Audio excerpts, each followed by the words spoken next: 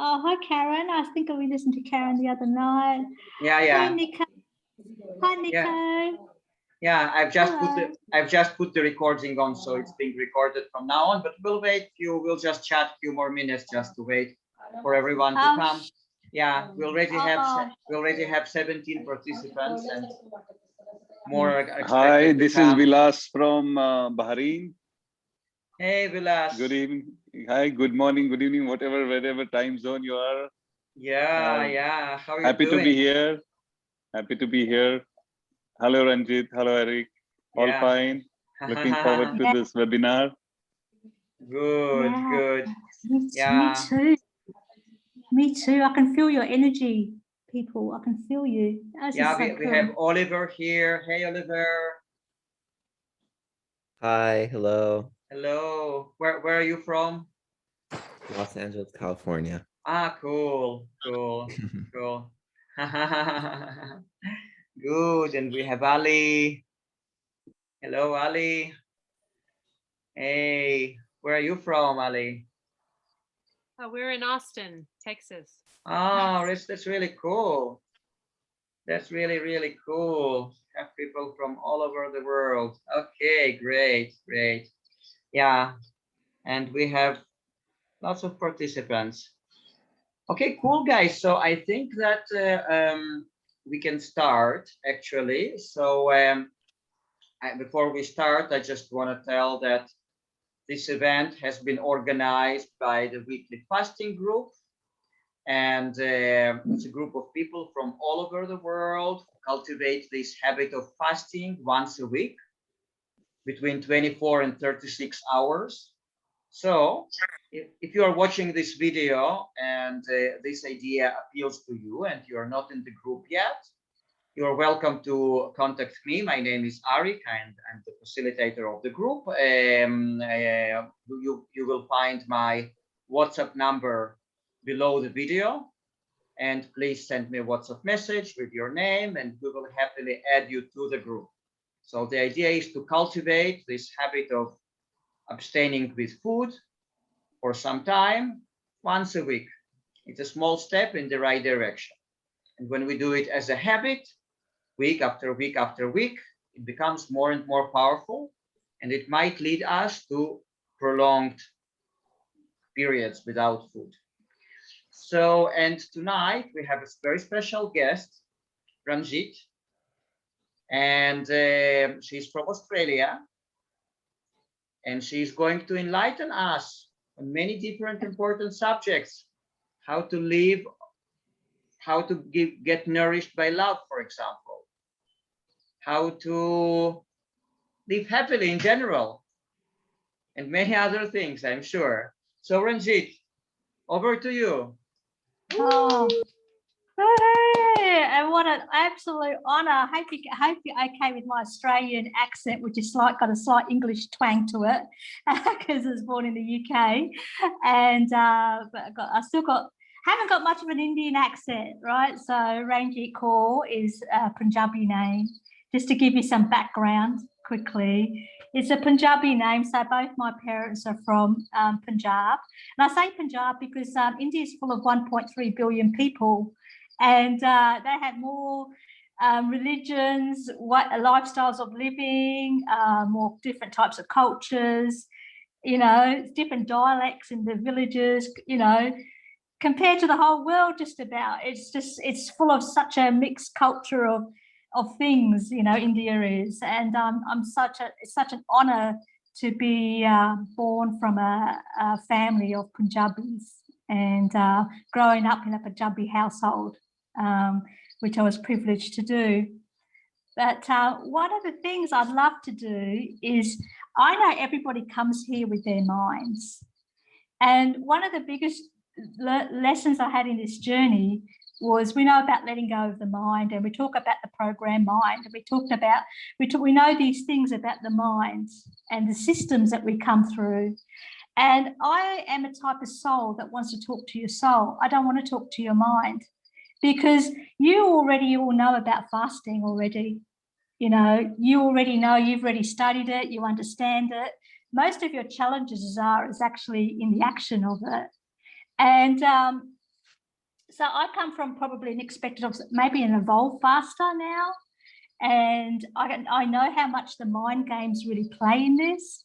So I'm going to ask to park your mind outside, because this journey doesn't work unless we're talking to the heart, because it all operates from the heart first. And if you could do that for me, that would be absolutely wonderful. And let's talk heart to heart rather than asking, questions that you already know the answers to, even though we invite questions whenever that happens to be. And I'm okay anytime, Arik, whenever questions come, during, or if whatever, I'm sure I will answer so many questions as I talk. That's the one thing. And one of the things that Arik said, which I kind of learnt straight away, is the action of consistency. Consistency is such a powerful, powerful action step and a skill to develop.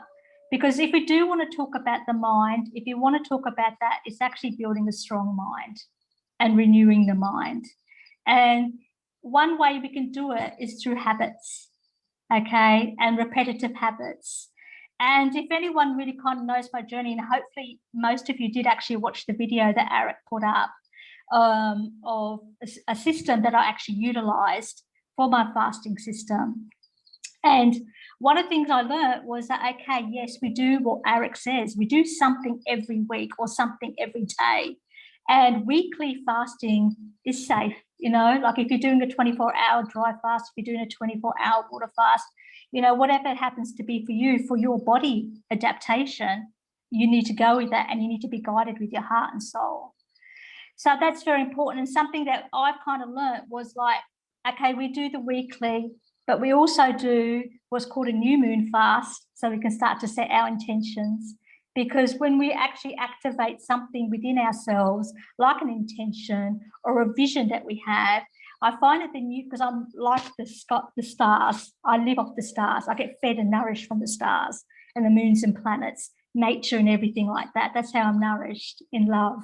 So if we set an intention or some sort of system that we're able to fall into without the mind thinking so much or questioning, but having faith into the universe and the cosmos, then we're already setting ourselves up for something that's successful. If you want to, empty the body and go on this journey.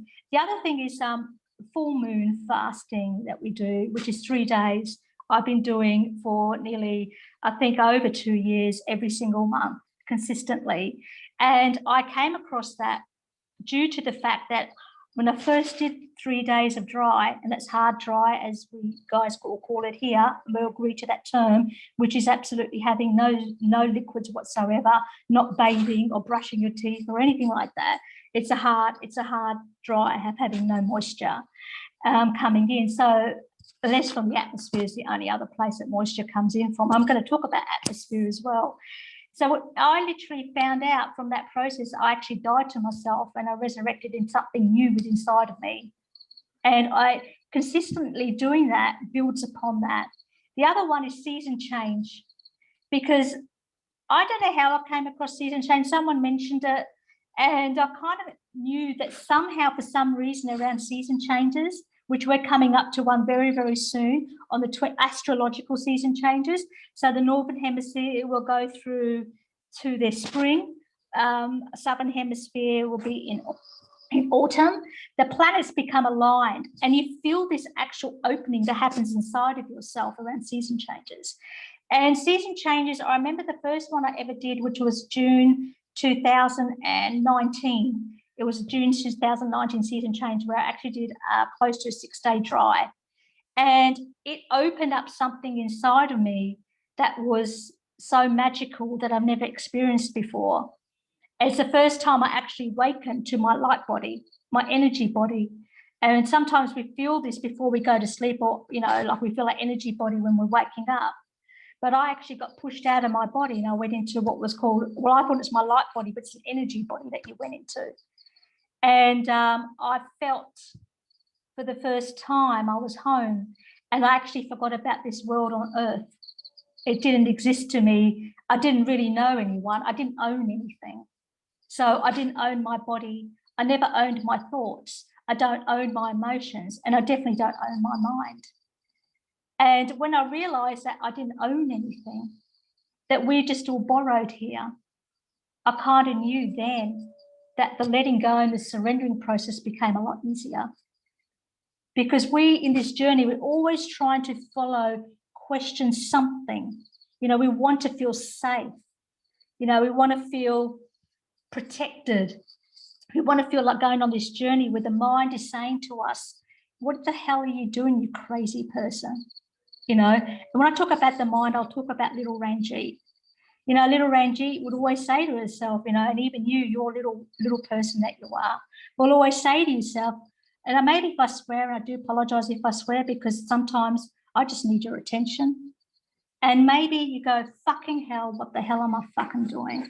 I'm so crazy. No one's actually talking to me. People think I'm nuts. All these sort of things that come into your mind.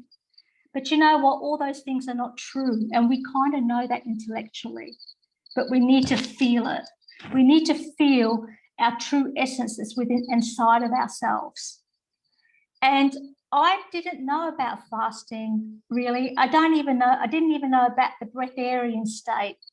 I didn't even know breatharians existed, even though I was being Indian, right? And I come from a Sikhism background. I went through a Sikh church. I knew a little bit about light and God, and also became a born-again Christian during my marriage of 20 years, which has also been dissolved. And I'll talk about the stripping down of things, you know. And so it's that was the first time that I really, really felt that energy body. I think sometimes for people like us that go on something extraordinary, which isn't really extraordinary, it's quite normal and natural. We just kind of know that within inside ourselves, is that we want to be with something that's inside of us. And once you start this journey, there is no turning back.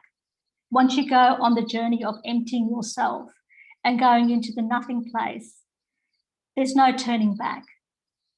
You go full steam ahead to the ability of how much your body is adapted.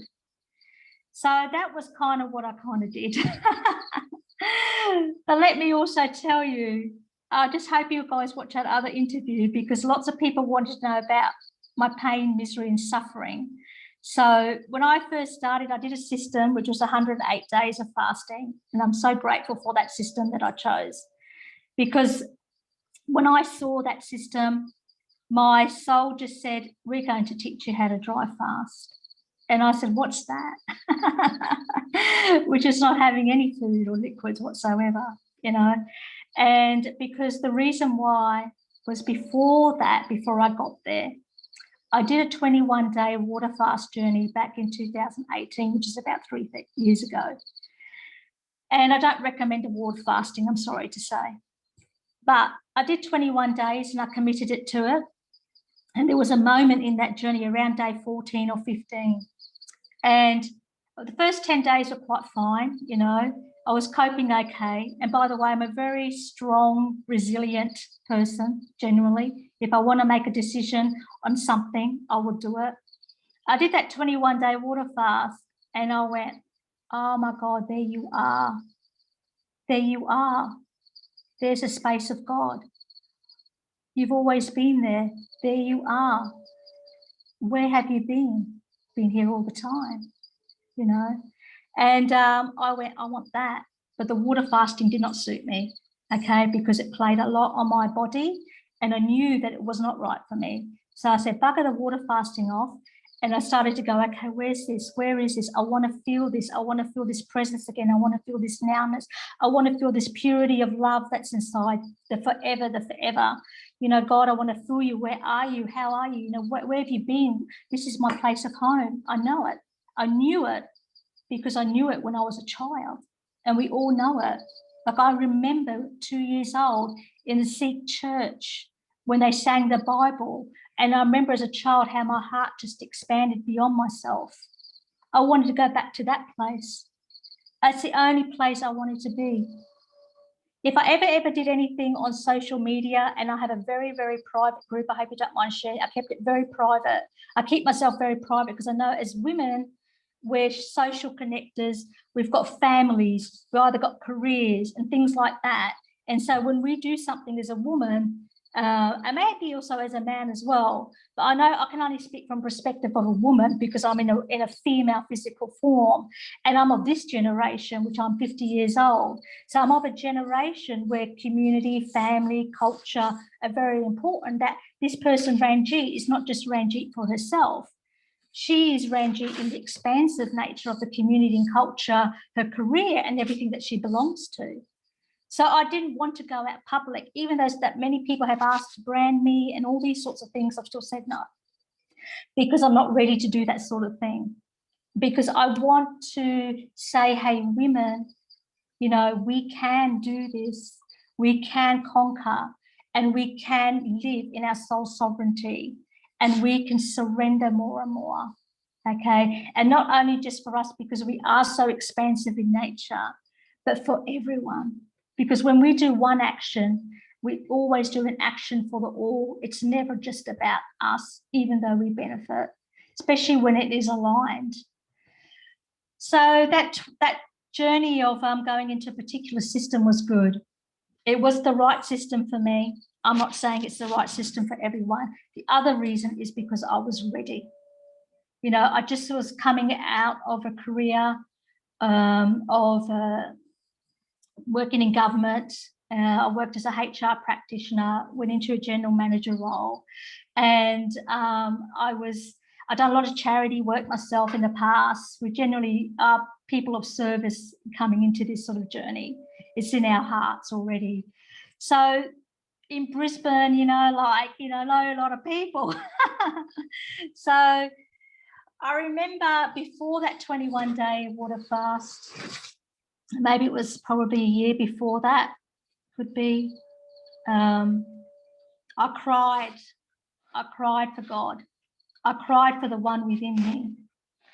I know you're there. I know you're there. I suppressed all my emotions. I suppressed everything, and I just wanted to be free. How do I get into my freedom? You know, how did I get into my freedom? You know, I held it down for so long. I was about to pop out. You know, either I was going to go nuts or something in this world, or I had to do something. And the only place I wanted to be was the one within inside myself. I knew it was within me. And then I come across, I've done a little bit of intermittent fasting in the past, a little bit. I know all about the science of intermittent fasting.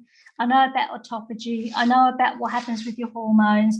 You know, you can talk about cravings if you want, about the ghrelin hormone and what occurs, the time clocks and all those sort of things. So I was quite knowledgeable in nutrition anyway. I did raw food back in, I don't know, it was mid-2000 when David Wolf was very strong. And I remember I saw this gentleman by the name of Genesis Sunfire, or Jericho, you might remember him, I'm not sure. I remember seeing him on one of David Wolf's videos, and I just stuck with me. I mean, what an extraordinary individual he is. And I thought, I wonder one day if I would meet him. You know, what a wonderful soul to meet. And by the way, I have. He's been on our Zooms twice. And what an honor it was to have him. I liked him because he was in his soul sovereignty. He was unique, and he was doing something like a pioneer, you know, for us to open up the gateway for us in a way, you know, because we can look at all the food aspects of this, you know. I missed UT and I missed fruit diet. Okay, I did raw foods, and it was great for I think it was about 3 or 4 years. And the main reason I did raw food was because of my husband at that time, who was very unwell. So I researched it to the nth degree, because when I do something, I do, like most of us here, we do something, we do it all, right? And you know, so that raw food journey was an eye opener for sure. But through, you know, that I started to eat meat again and all those sort of things, and went into nutrition, went into superfoods a little bit more, did a bit of juicing around that time. And when I came into this particular journey, which was more about spiritual fasting and knowing about God, the one thing my soul guided me to do, everything that you know, Ranjeet, you may no longer know anymore. You must drop all information. I must not read anything. So I have not read anything. about this journey or about breatharian state or however it's happened. It's been a total internal experience for me. The only time I might read something or something comes across my way, and it's usually with confirmation or synchronization, just to give me some, you're on the right track. But, generally, I haven't read any of the Indian texts. I haven't read, but I tell you what, I've met so many in the other world, I have met Babaji, for example, that consciousness, and I've always met Jesus and Christ consciousness many times through my life, and especially when I became a born-again Christian with my husband at that time. So my journey has been very spiritual, probably from the beginning, like most of you. Fasting is just a certain small aspect to the limitless possibilities of this journey. And so I began a system which was incredible, and I'm also so grateful for. It's not for everybody. But I did the first 108 days, and I did it like you wouldn't know anyone like me. I thought everybody fasted. I thought, everybody would be doing this type of thing. But I didn't realize if you know me a little bit better, if I choose to do something, I would do it and rip it apart. I would do it to the best of my ability. I have this like perfection in me, like most of us do. I want to do it right. I want to do it in the devotion of God. I wanted God so much. And then I started to have these experiences. And there's so many experiences, from the physical aspect to the emotional aspect, the mind aspect, the spiritual aspect, it's just endless, this journey. And there's just so much I could talk about in that.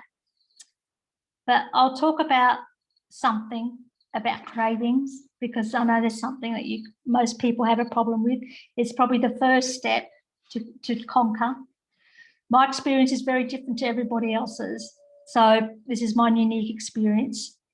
And I remember when I first started my first 108, and I said to my soul, okay, now that you want me to do this, and I remember when I first just started, when I said yes, I could hear the cheers and trumpets and the sounds inside my body, going, yay, yay. It's like, yay, we've got you, Ranjeet, we've got you. It's taken all this time. You're here. We've got you. There's no turning back for you. I'm going, I ain't turning back. Even if I have to transition over, I'm not turning back from knowing who I really am, my true essence, where I came from, my home. Anyway, so I remember the excitement that I was in, and I've never, ever dropped that excitement whatsoever. It's always been there. When you talk about the one within you, there is nothing more than anything that fulfills you, completes you, makes you whole. You are already whole and healed. The mind's just catching up. You are already regenerated. You are ageless. There is no age. Past, present, and future is here in this space right now. That first 108 days is still probably the most significant 108 days that I've ever had.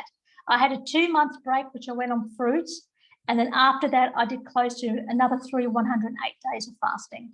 So extraordinary would be for the mind.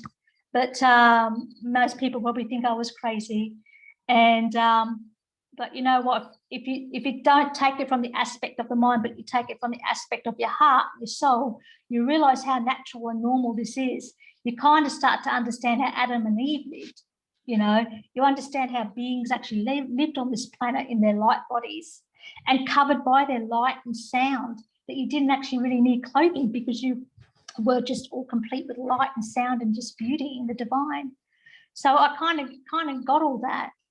And I had so many mystical experiences through that 108 days. I don't even know how to even start it, really, But the first 30 days were extraordinary because I did some dries every week, and then I did my first 3-day dry. And I remember when I died to myself and resurrected a new being, I was gone.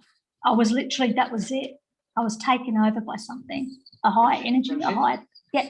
Yes. I'm sorry, because some people might just get this question, like when you mentioned that you fasted for 108 days a few times, like what kind of fast was it? Was it a juice fast? Was it a dry fast, a water fast? So Could you please elaborate on that, just to clarify this topic? Yeah, definitely no, what you say, no water fast, no water whatsoever. It was pasteurized juice, specifically grape, and it was to do mainly with washing. It didn't have to do with nutrition. So there was no nutritional aspects of it. There were some things in there that, like to alkaline the system, to absorb things and toxins out of your body and things like that. To absorb that out, there was a lot of enemas, so washing the bowels, cleaning out the bowels, which was very vital, especially if you are eating food beforehand, because if your bowels are not clean, you can have a lot of problems, and I realized that through my first 108 days that washing the bowels was a very, very, very significant part of this journey. And we'll washing from the top and washing from the bottom.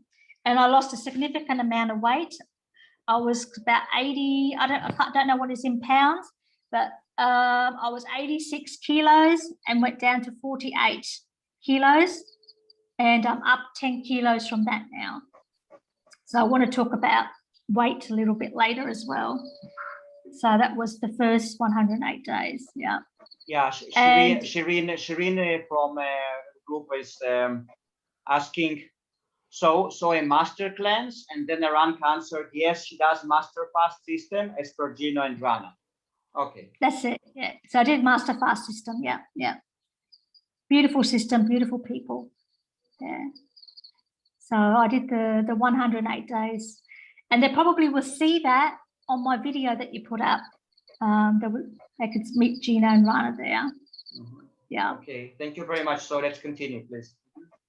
Yeah. So that 100 days was absolutely transformational, and I transcended, of course. I had my first, which I want to talk about a lot of, is ecstasy.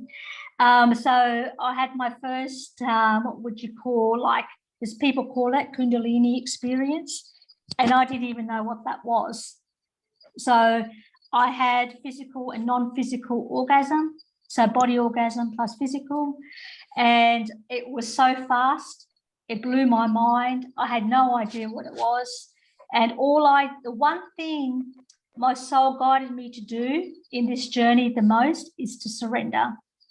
Right, so always keep surrendering. And when I talk about surrendering, you got to have faith in that.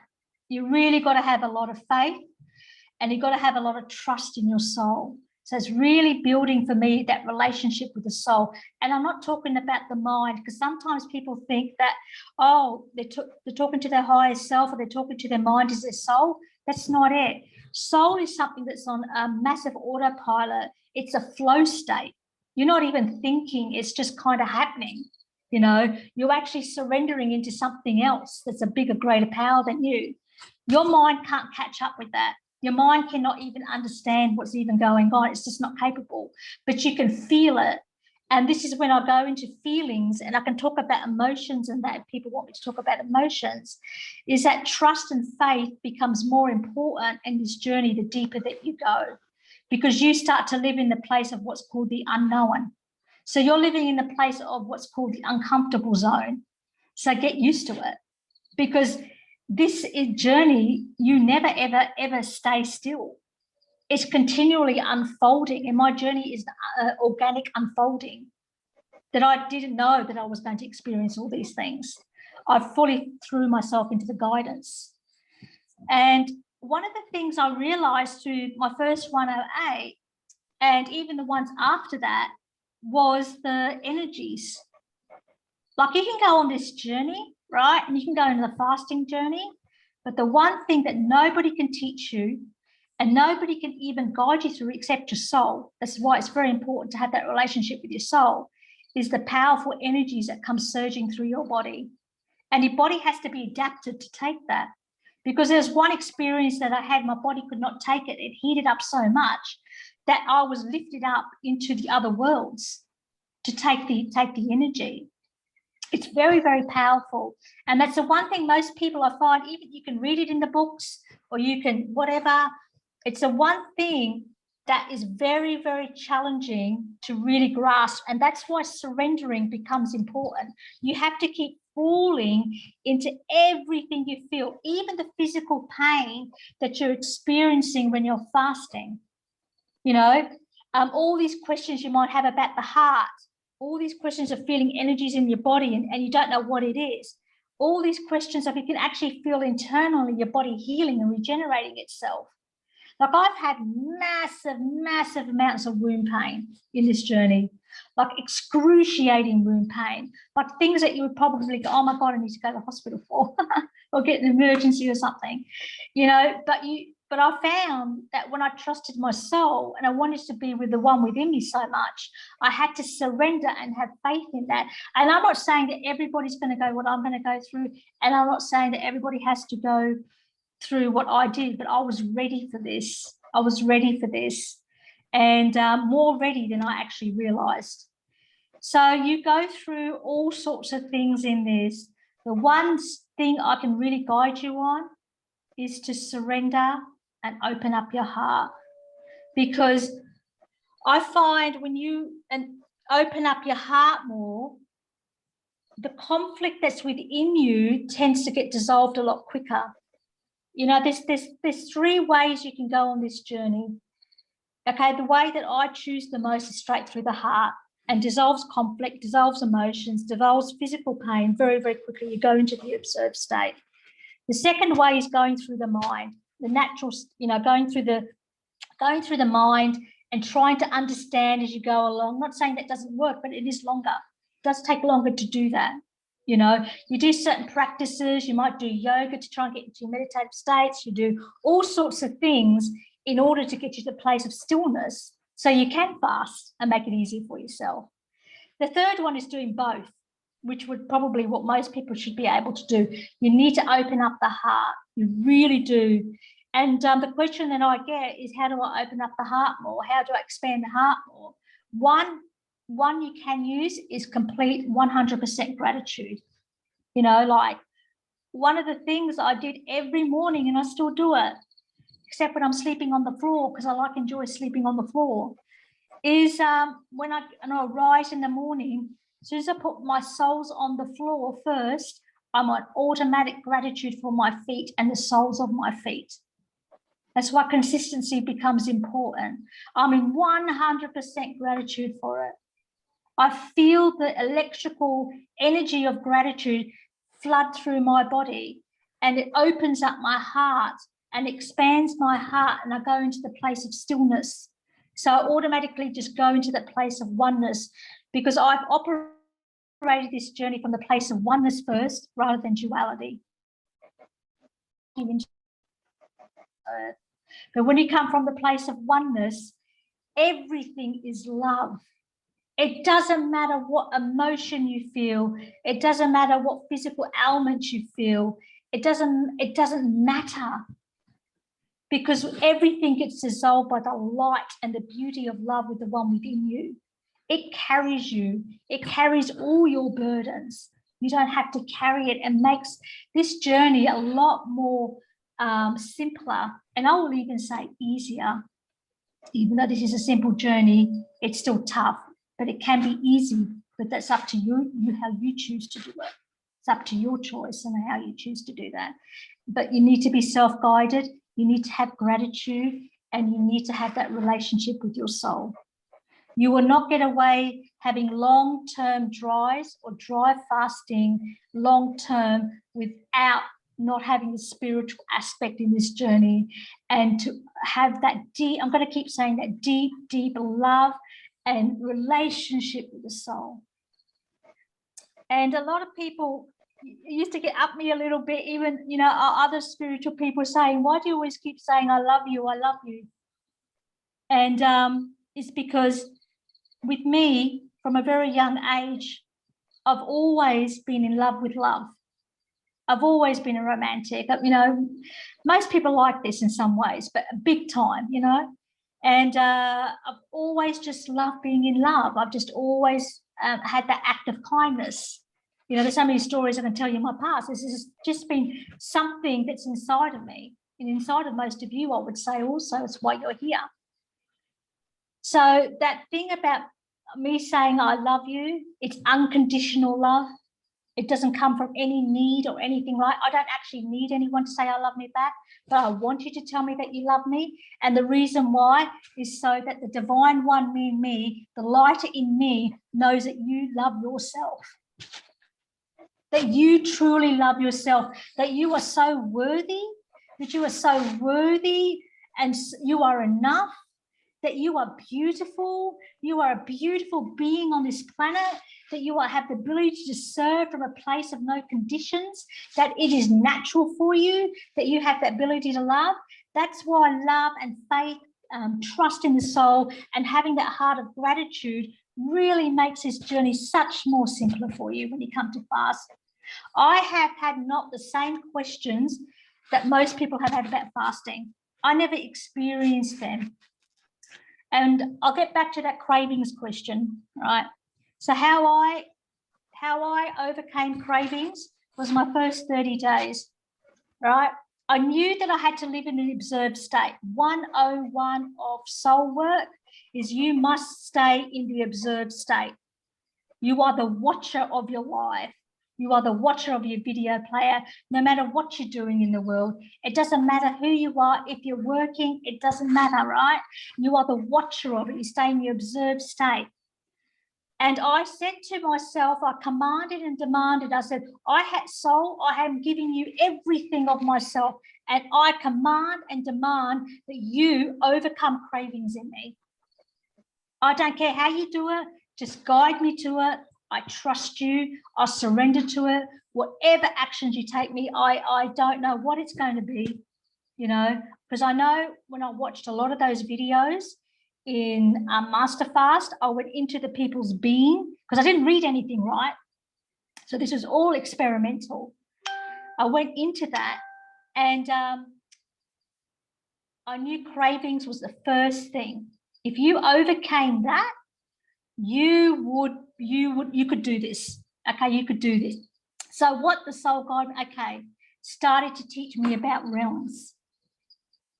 Okay, I knew we kind of lived in realms, like going through my life and work and this, we have visions, imagination, and all these sorts of things. But it guided me to go inward into my realm. So I went inside myself, into my realm and out of my mind, rather than going from the mind and coming in. It was inward. It was in from my heart, in from my soul, and working up and out, not the other way around. So it guided me to do that. And I used to have this feast table where I could eat and devour anything I wanted during those moments of cravings. And do you think I used it? Man, I used that flipping feast table every day. I don't use it so much now, but I did. And I used to take some of my people that I knew that were on my journey with me. We used to feast together. They probably didn't know, but I used to have a feast table. And I used to smoke a cigar there and everything, and, you know, have my wine because I wasn't drinking or doing any of that stuff. So it was my party place. And it worked. It worked for me. And the other thing too, was about the observed state. I wanted to get there fast. Everything I've always wanted to do, for some reason, you know, the soul is on urgent. It's always urgent, the soul. When you go on this journey, we're on fast pace, you know. So I want to go into the observed state fast. So it did take me to listen to Muji. That's the one thing I did do.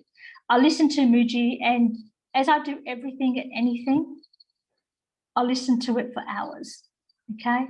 Hours. And until I got it. Until I got that one skill to stay in my observed space, and I got it. Didn't take that long, really, especially when you're fasting. And that's how I kind of got rid of cravings. And that one thing to conquer still serves me more now than ever before, because I live in my observed state. I don't live in my mind so much. And from my observed state, I went into other places. I met the divine. I went into the place of nothing, which is, I call it the dead space. You know, it took me there. It took me to the dead space where I, you know, got dissolved, and out of the dead space, I came into creation. I knew then that we are the creators of our creation. We are it. I don't do sun gazing, for example, because I already know I am the sun. I actually penetrate the photons out of myself through my heart and my beingness. I give, like the sun gives, like you all give. We are continuous givers of love. And so kind of sort of worked all that out. I don't know how I was soul guided. And then as I went deeper in this journey, especially in the last part, I call that 108 as the 3 trimesters. You literally are dying to yourself and you're giving yourself a new birth over the 3 months. And I found that breathing, for example, everything is always slow in your body. So your metabolism slows down. I'll talk about how you can maintain your weight in a moment, but your metabolism slows down and your breathing slows down to very little. And this is all part of immortality, right? I never read that anywhere, but other people have told me that's in the books. I just kind of thought, well, if everything kind of slows down, then I'm not using much of my body. I'm not using anything. I'm becoming into the place of living within me and in other worlds. I'm not on, even though this is the dreamland as we know, but I'm just awakened here. You know, I'm just awakened in my body. So the breathing thing, which is quite interesting, which is a form of nourishment, I breathe more through my skin. And I noticed as I went outside, because you tend to go outside a lot in this journey, you don't want to be indoors. You know, you want to be outside in nature. And I love the nights more so. And I found that if I put my empty soles on the ground, I felt like someone was asking a question about, do you take magnesium or something like that? Your soles will balance you out if you're acid or alkaline. Like the skin reaches out exactly what it needs in every moment. And I found that my skin would breathe and it would bring in nourishment. And then I started with my energy body coming out. I started to feel the consciousness outside of myself. So I started to feel this atmosphere around me, which is your force field or whatever it is. It becomes denser. And I felt, oh my goodness, like there is this energy that expands way beyond me, my physical form, that it is actually, if I trust it like I did when I was a baby in a room, you didn't have to do anything, then all I have to do is trust what was already there. And that's when it comes into surrender. So these questions about fasting, I never had. All I had was a system that I was it probably wouldn't matter what system I used, to tell you the truth, but that was the one that was ready for me. I used a system so I didn't have to think with the mind. It was proven and, you know, it worked for me. But once you trust a system, systems are great. They're divinely created, you know, because everything comes from the divine. It doesn't matter what's on this planet. It's already been divinely created. There is love in everything, even every event that you make. I don't even use the word trauma, but every event that's happened or whatever that you think has happened to you, this is a consciousness. In between those events, if you really look at an event, really look at anything maybe happened to you as a child, someone, you know, like I've experienced racism, for example, color of your skin or whatever, right?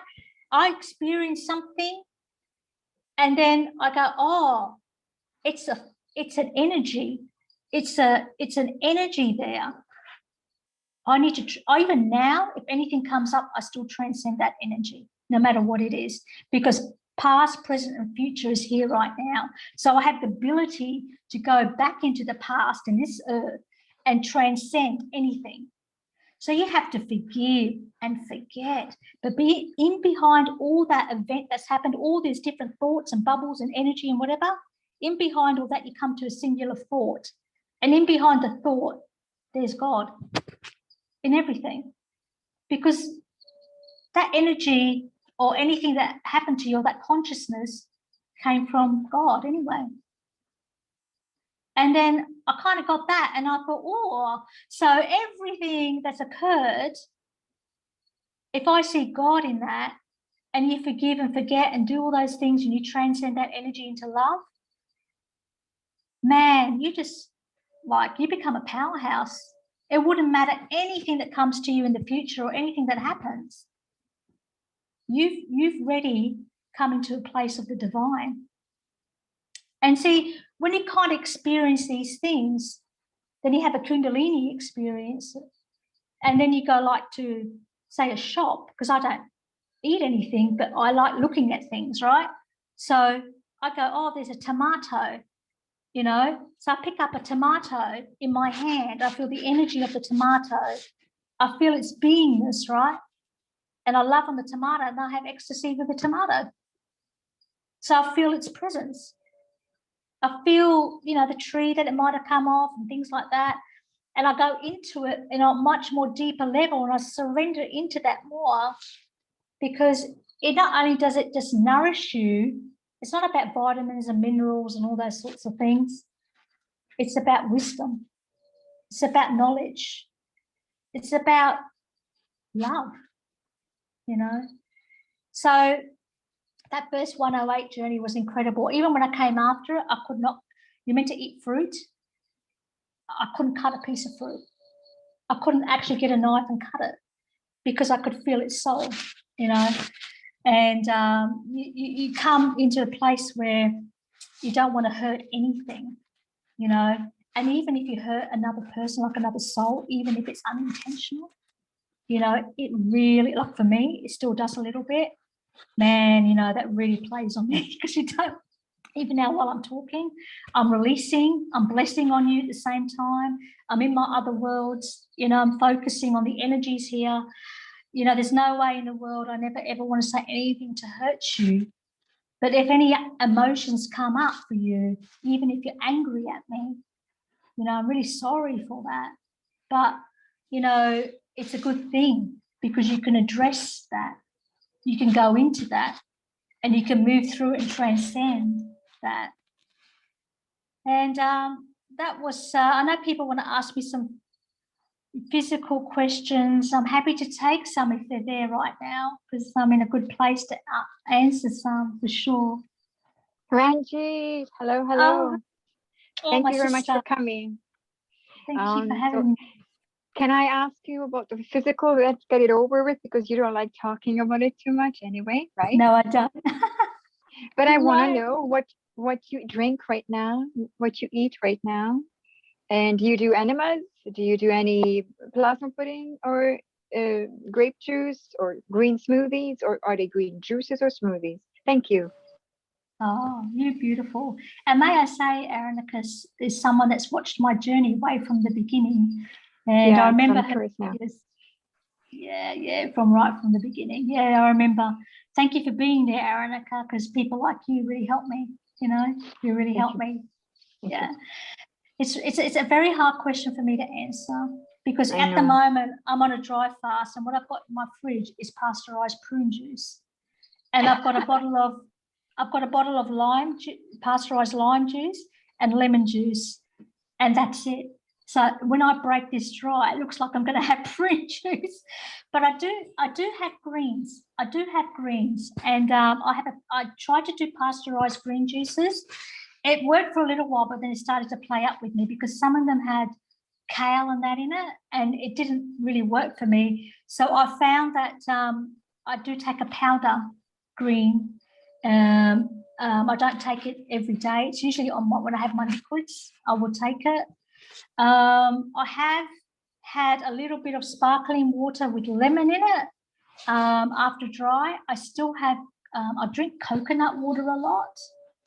And the only raw juice I have is, and I don't have it that often, is watermelon with coconut and mint in it.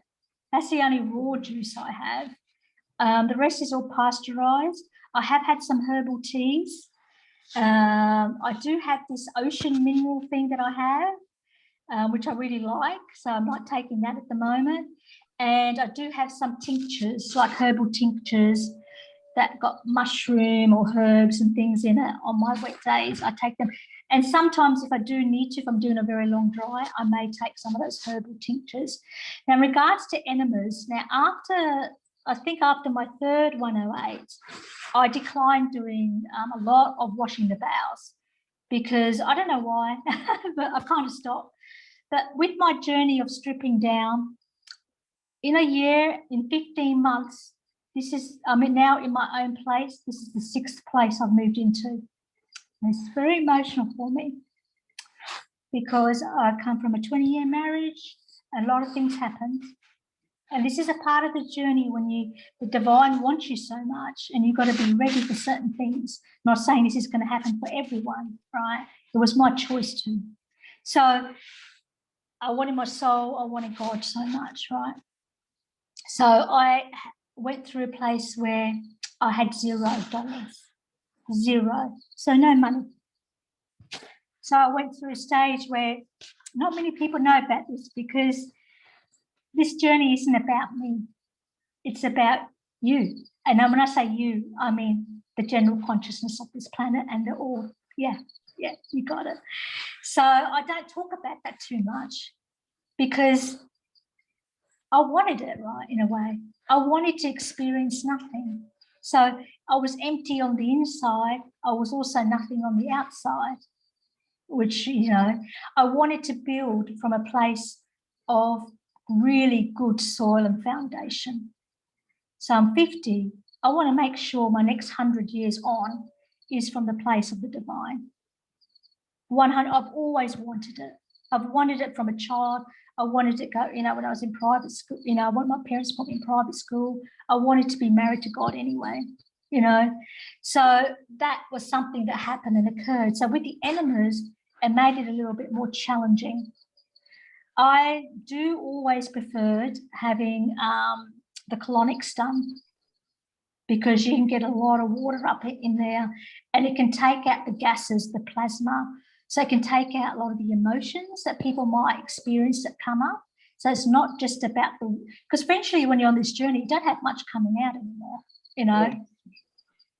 I do liquid number 2 sometimes, not much really comes out. So and sometimes I even do soft number 2s. You're like, oh, where'd that come from?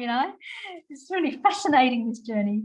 So yeah, I don't do, but since I've got my own space, I'm going to be doing quite a few more enemas just to see certain things before my dries and after my dries, because I'm going to go into a very, very long dry soon. I hope I answered it. I don't know if I did. Yes. How long is your dry that you're planning right now? Oh, okay. So before I answer this, I don't want anyone to do what I do. I don't want anyone to do No. I'm not. Yeah. No. Yeah. No. You're an inspiration, but we have to draw the line. Yeah. So some reason around Easter and around March is things where I go for this next dramatic transcendence.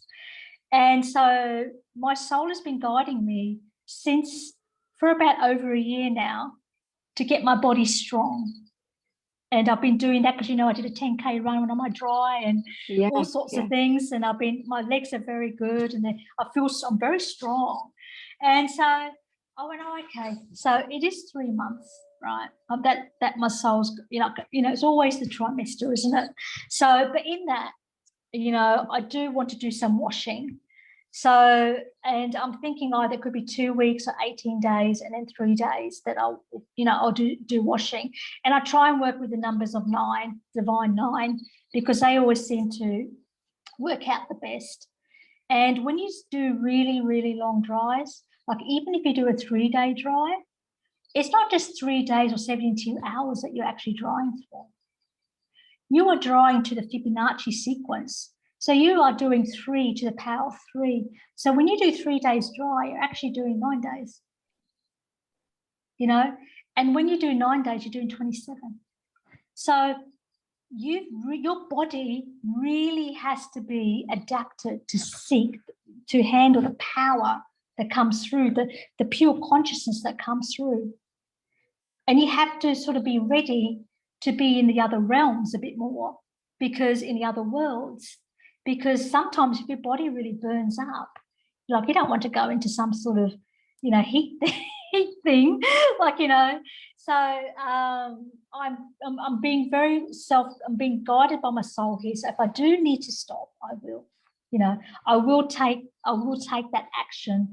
If something's not right, I will. But it is a desire for me to go and do that. And Jesus always comes in for me, Christ consciousness always comes in and just says to me, we will do greater things because we're in this generation. And I see that the gateways are open for all that. Thank you for that question. I love you so much, sister. I love you. Yes. Oh, we follow you every day. I was wondering, are you breaking your ice with coconut water or with the bubbly? I think bicarb soda is still very, important when you're breaking, because, you do sometimes feel the acidity, even me still now. Sometimes you do still feel the acidity. And I do prefer coconut water because I find it's much more easier on my system. I haven't had the bubbly for a while, but I will keep it there if I need to have it. Yeah, so I do think when you do break any of it, you have to be very, very gentle, and also don't wash your bowels straight away after it. Give it like a little bit of a break. I find if you are doing bowel washing, maybe 24 to 48 hours. I found that's what worked for me when I was doing the 108s. I found that, okay, I was doing a lot of bowel washing, and then like it's probably more important to do a lot of bowel washing before you go into a dry, more so I find. And then, but check with whatever system that you're using. But I kind of evolved from that a little bit more because my body is so, I don't know, it's different now. Like, I'm much more in free flow, and probably a little bit. Sometimes I think I'm a little bit like our Tom in a way, like because you sort of drop. Female Aliton. Yeah, he might be here. He might come. I asked him to come. So you're drying more, like intermittent drying, I suppose. When I have my liquids, I'm not having liquids all throughout the day.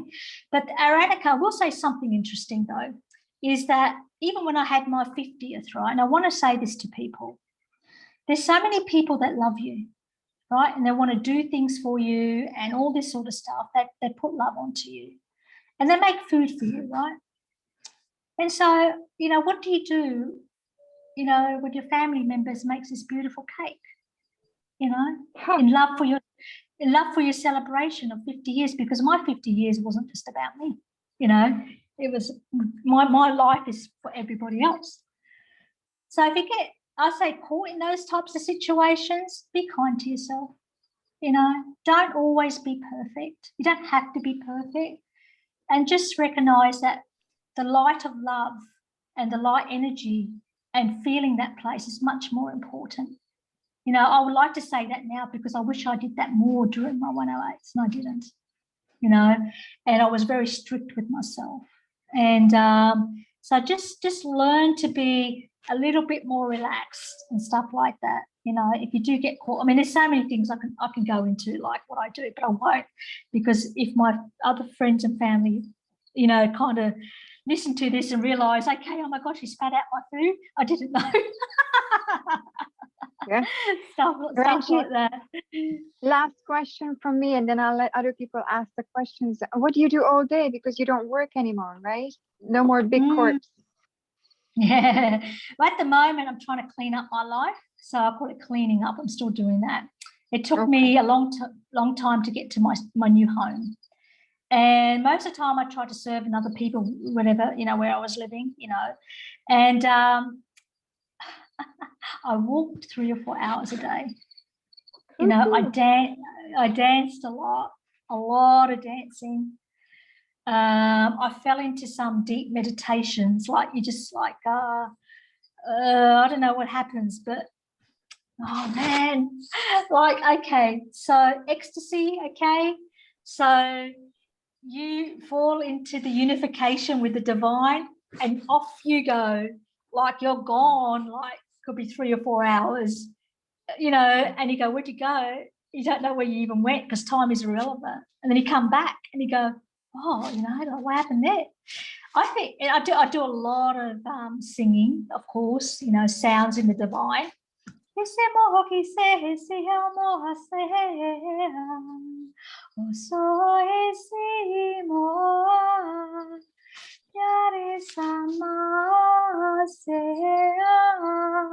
I could do that for hours.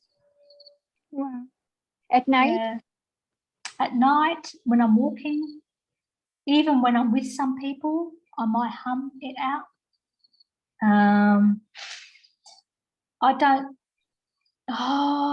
I serve on people. So if people want to release and talk to me, I allow them to do that.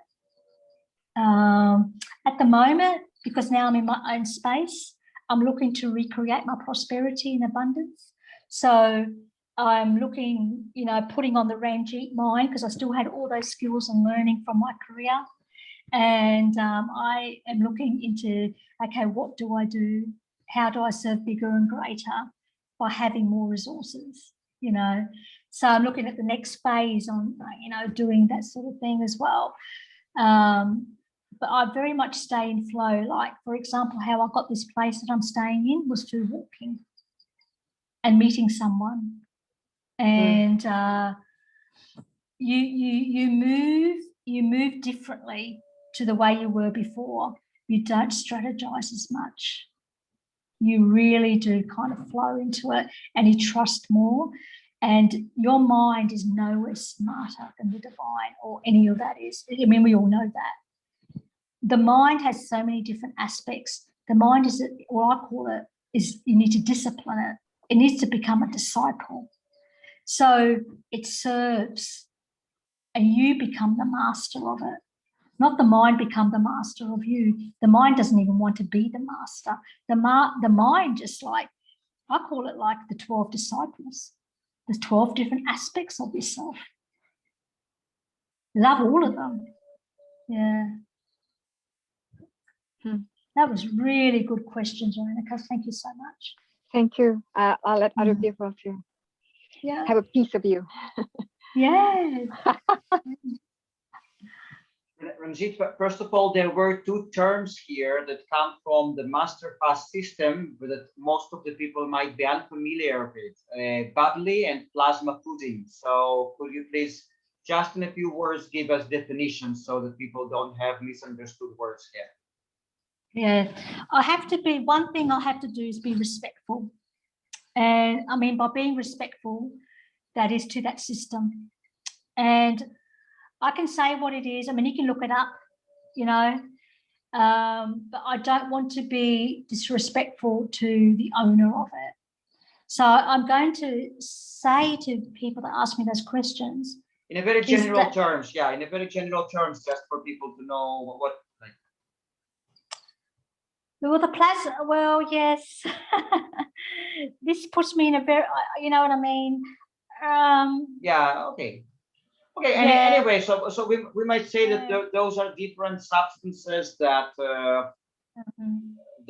like Aranka said, Aranka asked you if you are finishing your dry fast with bubbly. So it's a kind of a drink that is recommended to finish. Well, yeah, that's right. Well, that's, your apple cider vinegar, your bicarb soda, and, like, but you really need to go there and find out, because I don't, number one, I haven't done the master fast system for a while. So that's number one. Number two is that that system has been developed by a beautiful soul, and I love him.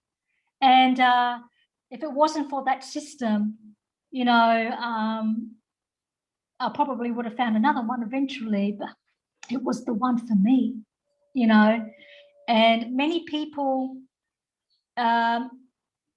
it's hard, fasting is an interesting journey no matter what system that you use.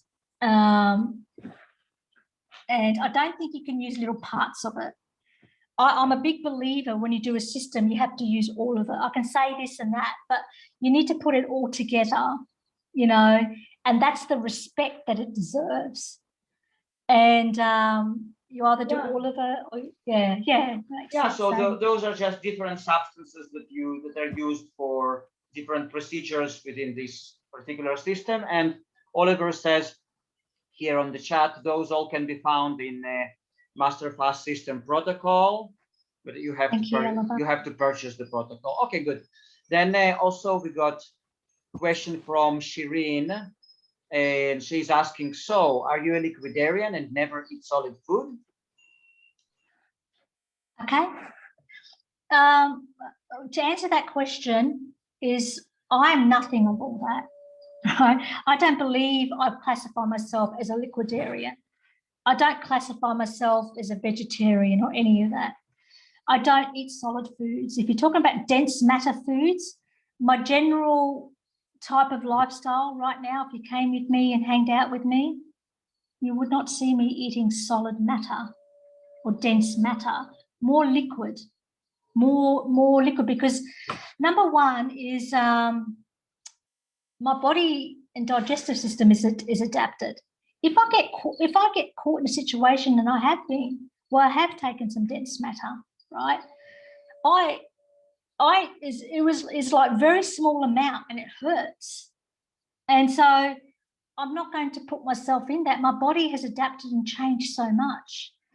However, you know, when your body goes into more living on light, it can be dissolved more easily, you know.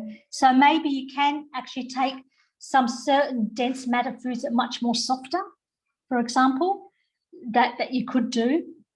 I don't want to classify myself as anything because I kind of believe what Elaton says is little to nothing at all, you know, but I do have liquids.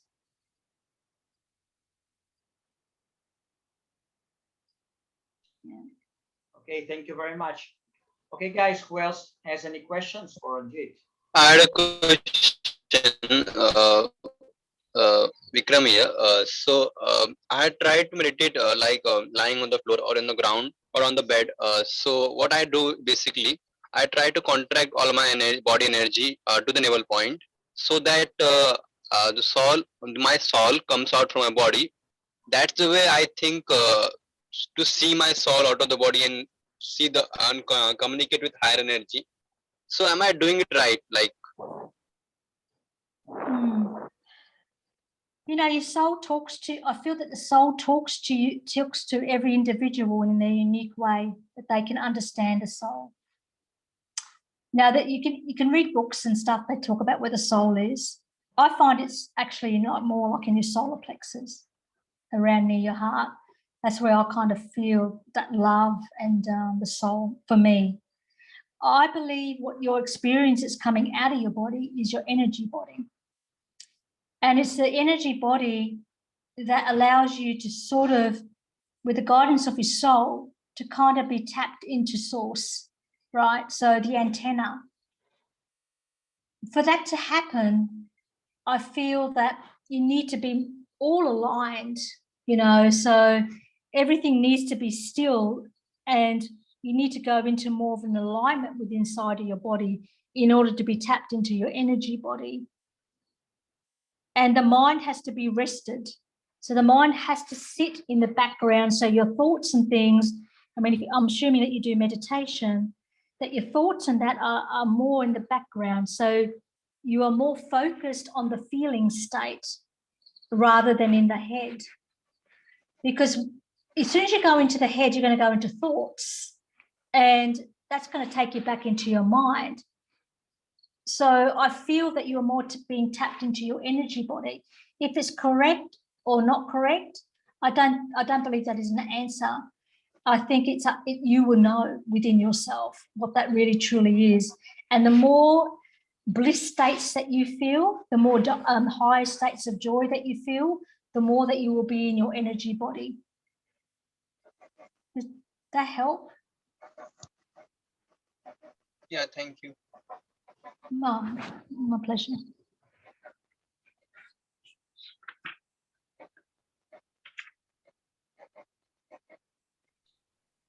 So else, Ranjeet, guys? then Mhm. you don't have a formal meditation practice then, right? You don't every morning sit down at 4 a.m. and pray to different gods or watch the breath. No, It's I the think whole I day. think I think my number one practice when I arise is gratitude, is opening up Right. the heart. That is definitely a practice.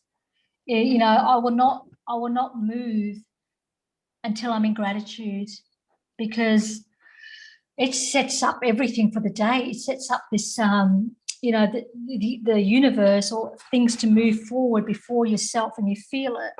The other one is called surrender. And I noticed that, oh, surrender. Oh my goodness. I thought most people could surrender. I thought you just do it automatically.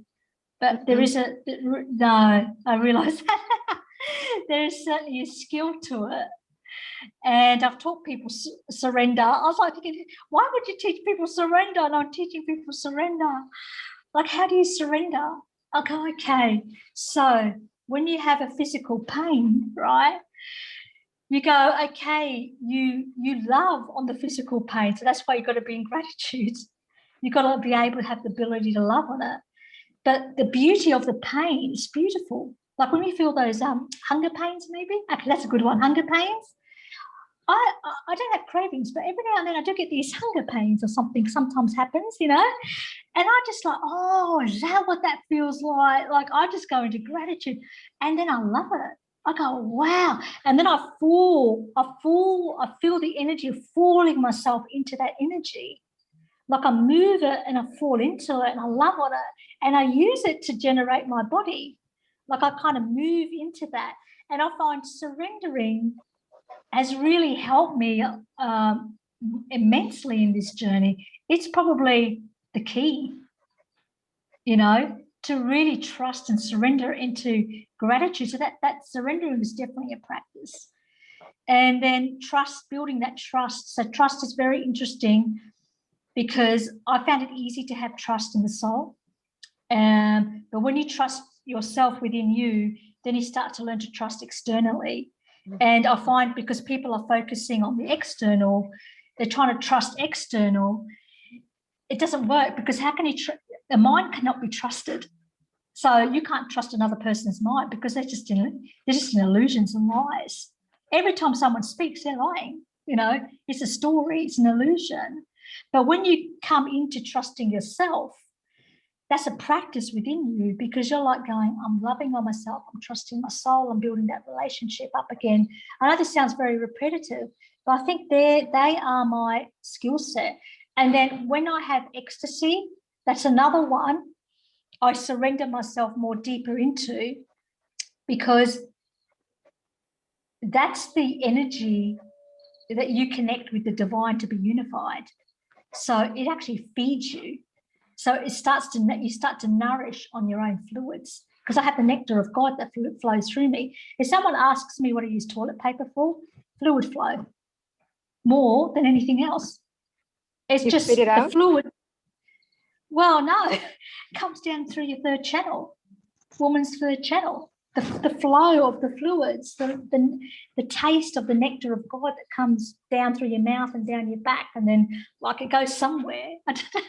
So I have very excessive, and that has to do a lot with your glands and your hormones. Like I've actually got evidence now. I had in like 2019 when I had that massive light body experience and everything. I had oil dripping out of my eye. And I said it in one of the videos, and I thought I was crazy, even just saying it, but it just came out. And then when I actually had to have an optometrist test, and they said to me, "You have excessive oil coming out of your eyes," and I went, "Well, that makes sense then." Like to me, I'm going, "Thank God for that," because I thought I was going nuts. Because they said, "You'll never," because which was really good. They said, "Oh, you'll never age because you won't have any wrinkles and all this sort of stuff." I thought, "Oh, that's good." But there's this fluid that happens inside your body. When you're clean, like your lymphatic system's clean and your blood's clean and everything's clean, there is this fountain of youth that's inside of you that flows. The river's flowing. Yeah, I it's didn't know there. that I didn't know it exited from you. I thought it stays with you and you recirculate it. But you said it's I exiting. don't know. I many times I go to I first thought I was ovulating, and but it's not. It's different. Wow. It's different. So you kind of know. Okay, it happens a lot when I'm dry fasting, more than when I'm taking liquids, and that's when most of the ecstasy happens too. So it kind of all lines up in the same sort of period of space when I'm dry fasting. It's very interesting. Oh, I like to talk a lot about this. You know, I really would like to talk about the woman's body and the womb and the healing of the womb, because as you know, I've been celibate for 8 years. So talk about the womb healing. I want to talk about penetration, all that sort of. I love to talk all about that kind of knowledge, because I've asked people if they got it in the books about women and stuff like that. I don't know. No. Maybe there is and there isn't, but I don't think there is, because I've been asking, and then you know the soul says to me the wisdom is already inside of you, and you can share it with other women if you want to. And that's something I really love to share in a private space, of course. Because that whole journey with the woman, like I always go, why did I come down as a woman? And because you remember when I danced on Master Fast, I was in ecstasy and I didn't know it, right? And I've been male energy most of my life through work and career and stuff like that. It was the first time I got to feel my womanhood. And I went, this is what it feels like to be a woman. I want to stay woman. I want to stay female. So I yearn more to stay in my female energy more, because it's just incredible feeling with the divine. You know, when you have the unification, it's just magic.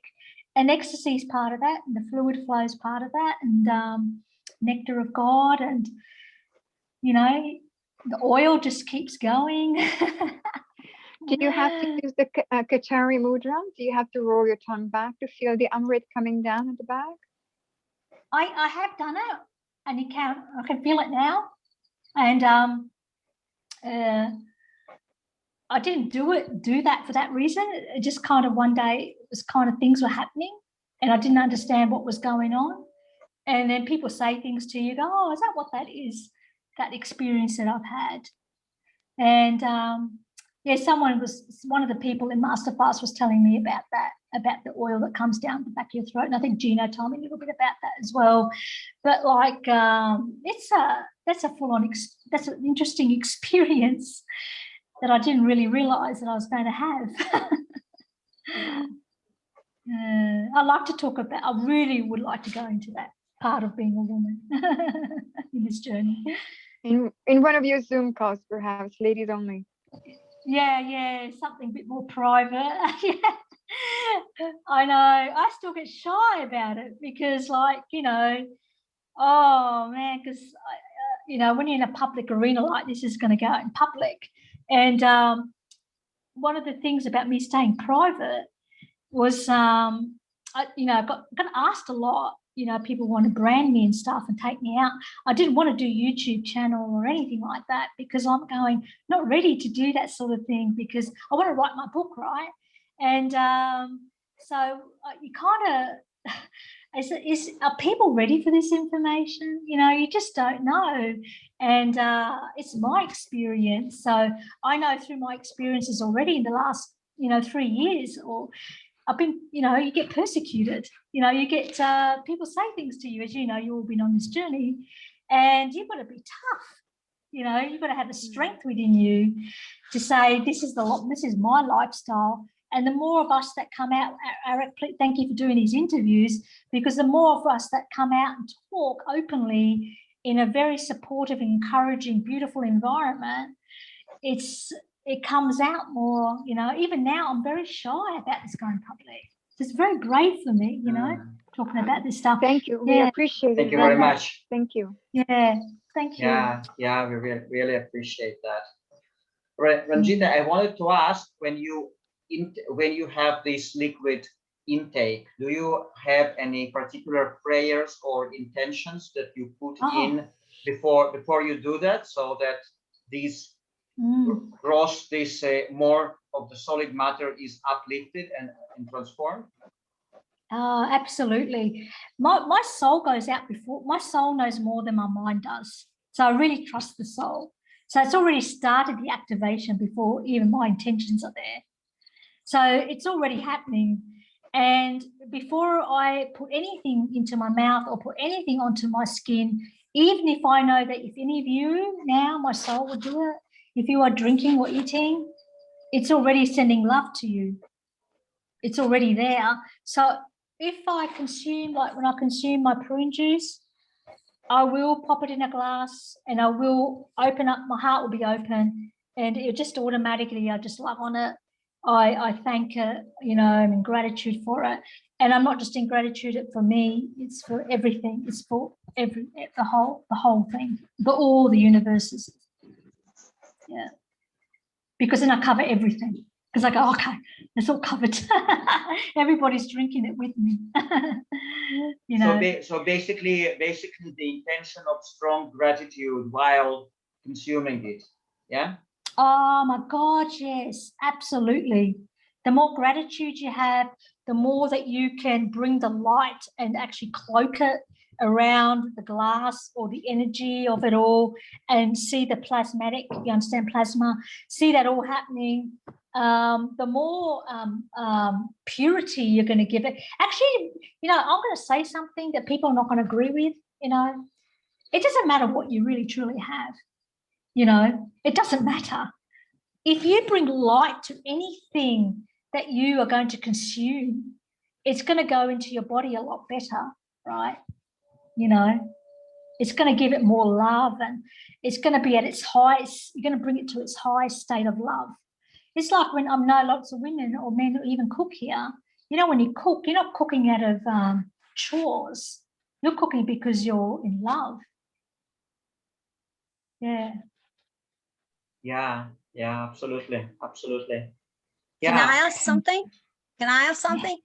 Hi. Yes. Well, I have to say that I didn't get to watch all your videos, so maybe you answered it there, but I was wondering, is that got to do with food? I mean, were you like that beforehand, and the fact that you fasted and got cleaner, you cleaned your body, so it cleaned your mind, or you cleaned your soul or spirit?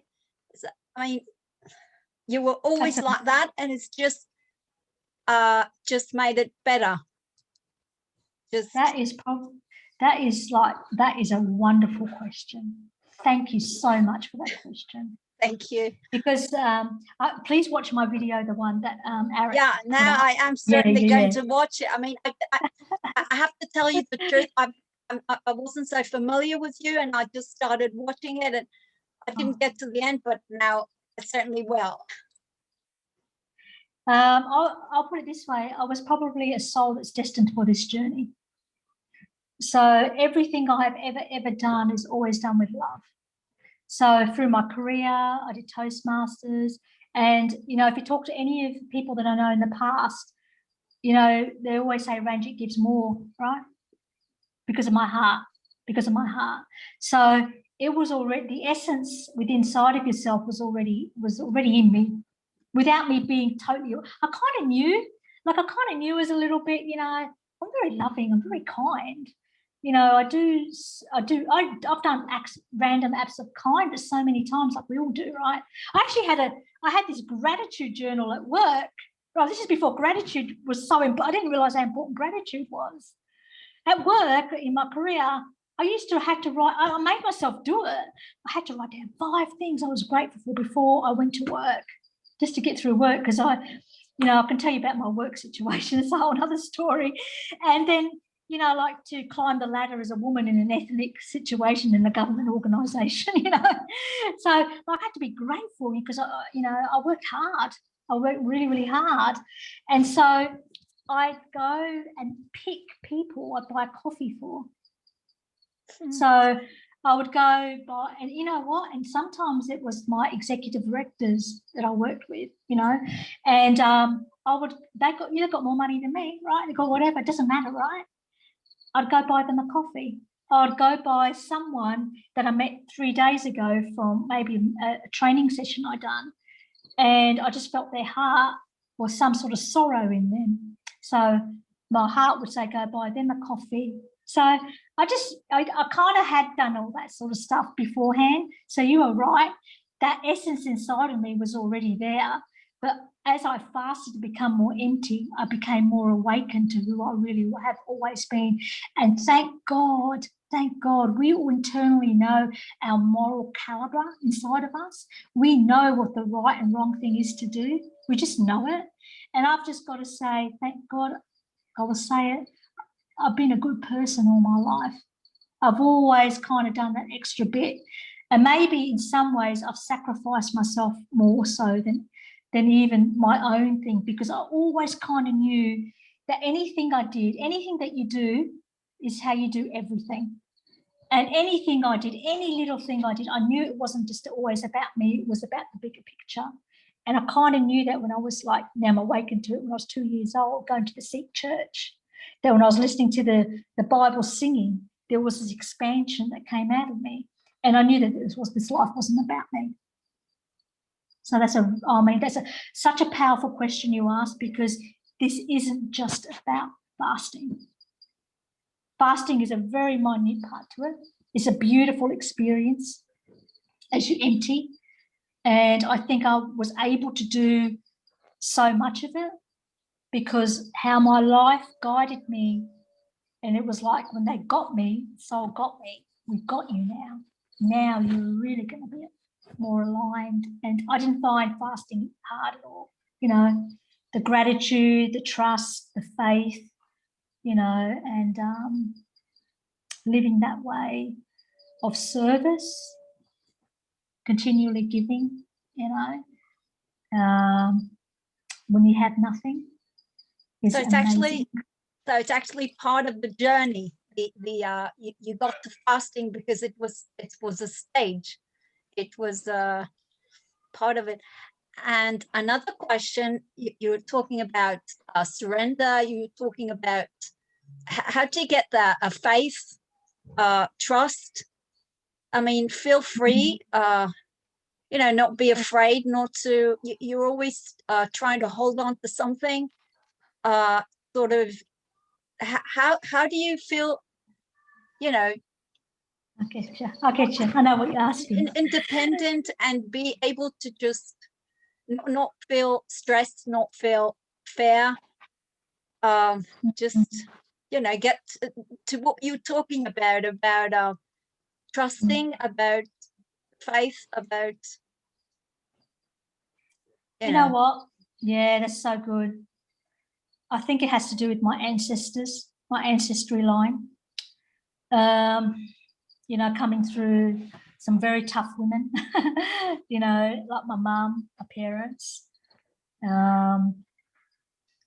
I kind of feel they chose me and I chose them. And I know that they kind of prayed for freedom within all of themselves. But I was one that was willing to do the work, I suppose. I was a peacemaker in my family for sure. I'll tell you something personal. So in the UK, my mum's older sister is married to my dad's older brother. So 2 sisters married to 2 brothers. They had 4 kids, we have 4 kids. There's 4 in our family. We lived in one house, right? I never had a bedroom anyway. And I was loved by so many people, you know. So I was brought up a bit by the extended family. I had 48 cousins. It was very family-oriented growing up in a big, big, huge house. That's why being in my space right now by myself is the first time I've actually been alone in 50 years. I've always had people around me. So I've always shared, I've always given, always took the back step, but always enjoyed making people happy. You know, I can tell you lots about my family, but I won't go into too much. But I was very loved and I was a very happy child in the situation I was in. I loved it. I loved it. I loved the love. I loved the passion. I loved every bit of it. There's not one part of it that I did not love. I mean, you could ask my other siblings or whatever, then I have a different story. But for me, it was perfect. And when we came out to Australia from the UK, my family came out here first, and you know, we were very poor, I guess, in some aspects, and we worked really hard. I worked from I was 11 years old, right? So when people say, "Oh, you know, you're not working at the moment," you know, in a job and stuff, I've worked ever since I was 11, and there's not probably a day that I didn't work, you know. So I was always with people, great communicator, always wanted to achieve. So even at school, you know, at school I was captain of the volleyball team, captain of the chess club. I was captain of the social club and president of the social club. So always been in roles of leadership. And I remember one time when I was captain of the volleyball team, and it was when the senior members went, and I ended up being the captain. And my friends come and played with me, and all of them were hopeless volleyball players. So I would say, no, we're training, you know, 3 times a week, blah, blah, blah, because I want to win. I wanted to beat the other team. So that was the first time we did. There's a few things that happened there. And I remember my teacher said to me, she goes, "Oh, Ranjeet, you're just a natural leader. You don't know it yet." But, you know, so I don't know, like, I just kind of think there was a lot of resilience built in me from a very young age. And I didn't know it, because people do say things to me, you know, like, "Oh man, you know, you've achieved a lot, this and that, whatever." I don't think anything of it. Like, I just think that's just normal, right? Like we all do. I don't think I've achieved anything extraordinary, to tell you the truth, even in this journey, because I just think this is the natural, normal state. I really believe that. But the one thing I would do is I would transition to be with God. You know, I remember, like, someone's asked me a question in my group. They wanted to know if I've had a near-death experience or out-of-body experience. I've been having out-of-body experience ever since I was young, but I didn't know it. And I have had a near-death experience, you know, in my late teens. I had one there. And I won't go into detail about it, but I did. And so I've been to the other side. I suppose someone else asked me a question, do I live on the other side? And I go, I live more in the other worlds than I live in this world. But I'm having a human experience here. And so I feel, yes, from the day I came onto this earth, I put my feet down, there is this magnetism that happens. And I kind of thought that everybody felt that, but I realized more and more it's not the case. And I think I'm here for something, maybe to teach about love, to really, really understand what love really is about. And it's more than a feeling place. It's an energy that is so powerful that you can take it anywhere with whatever you're doing, no matter the circumstances. And you can be bigger, greater, and wider than what you already are right now. You can have the most amazing human experience, and you can evolve your soul on earth rather than when you transition over. Because this is such a beautiful place to feel all the senses, you know, to walk every step and feel the air is incredible. That's surrender when you go deep into the atmosphere. When you feel the wind, you don't see it, but you feel the wind, not just feeling the wind brush against your face, but you feel the wind on a depth level that you know it's God. And you are that. You are the wind.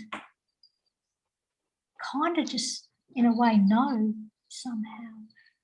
Please ask me another question, because I like to answer this one for you. You're so beautiful. You're a beautiful face and heart.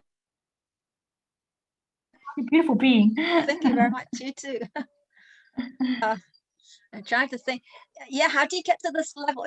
I understand that you were sort of born with it, and to begin with, like you're saying, you were different from your sisters. You were always optimistic, and you always, whatever you experienced, because you said that you moved from one country to another, and also you're from from India, and an Indian, very conservative and traditional family. So, and you were very poor. So life wasn't very easy on you, but still you were always optimistic. And it's just about perspective, that you always saw things from,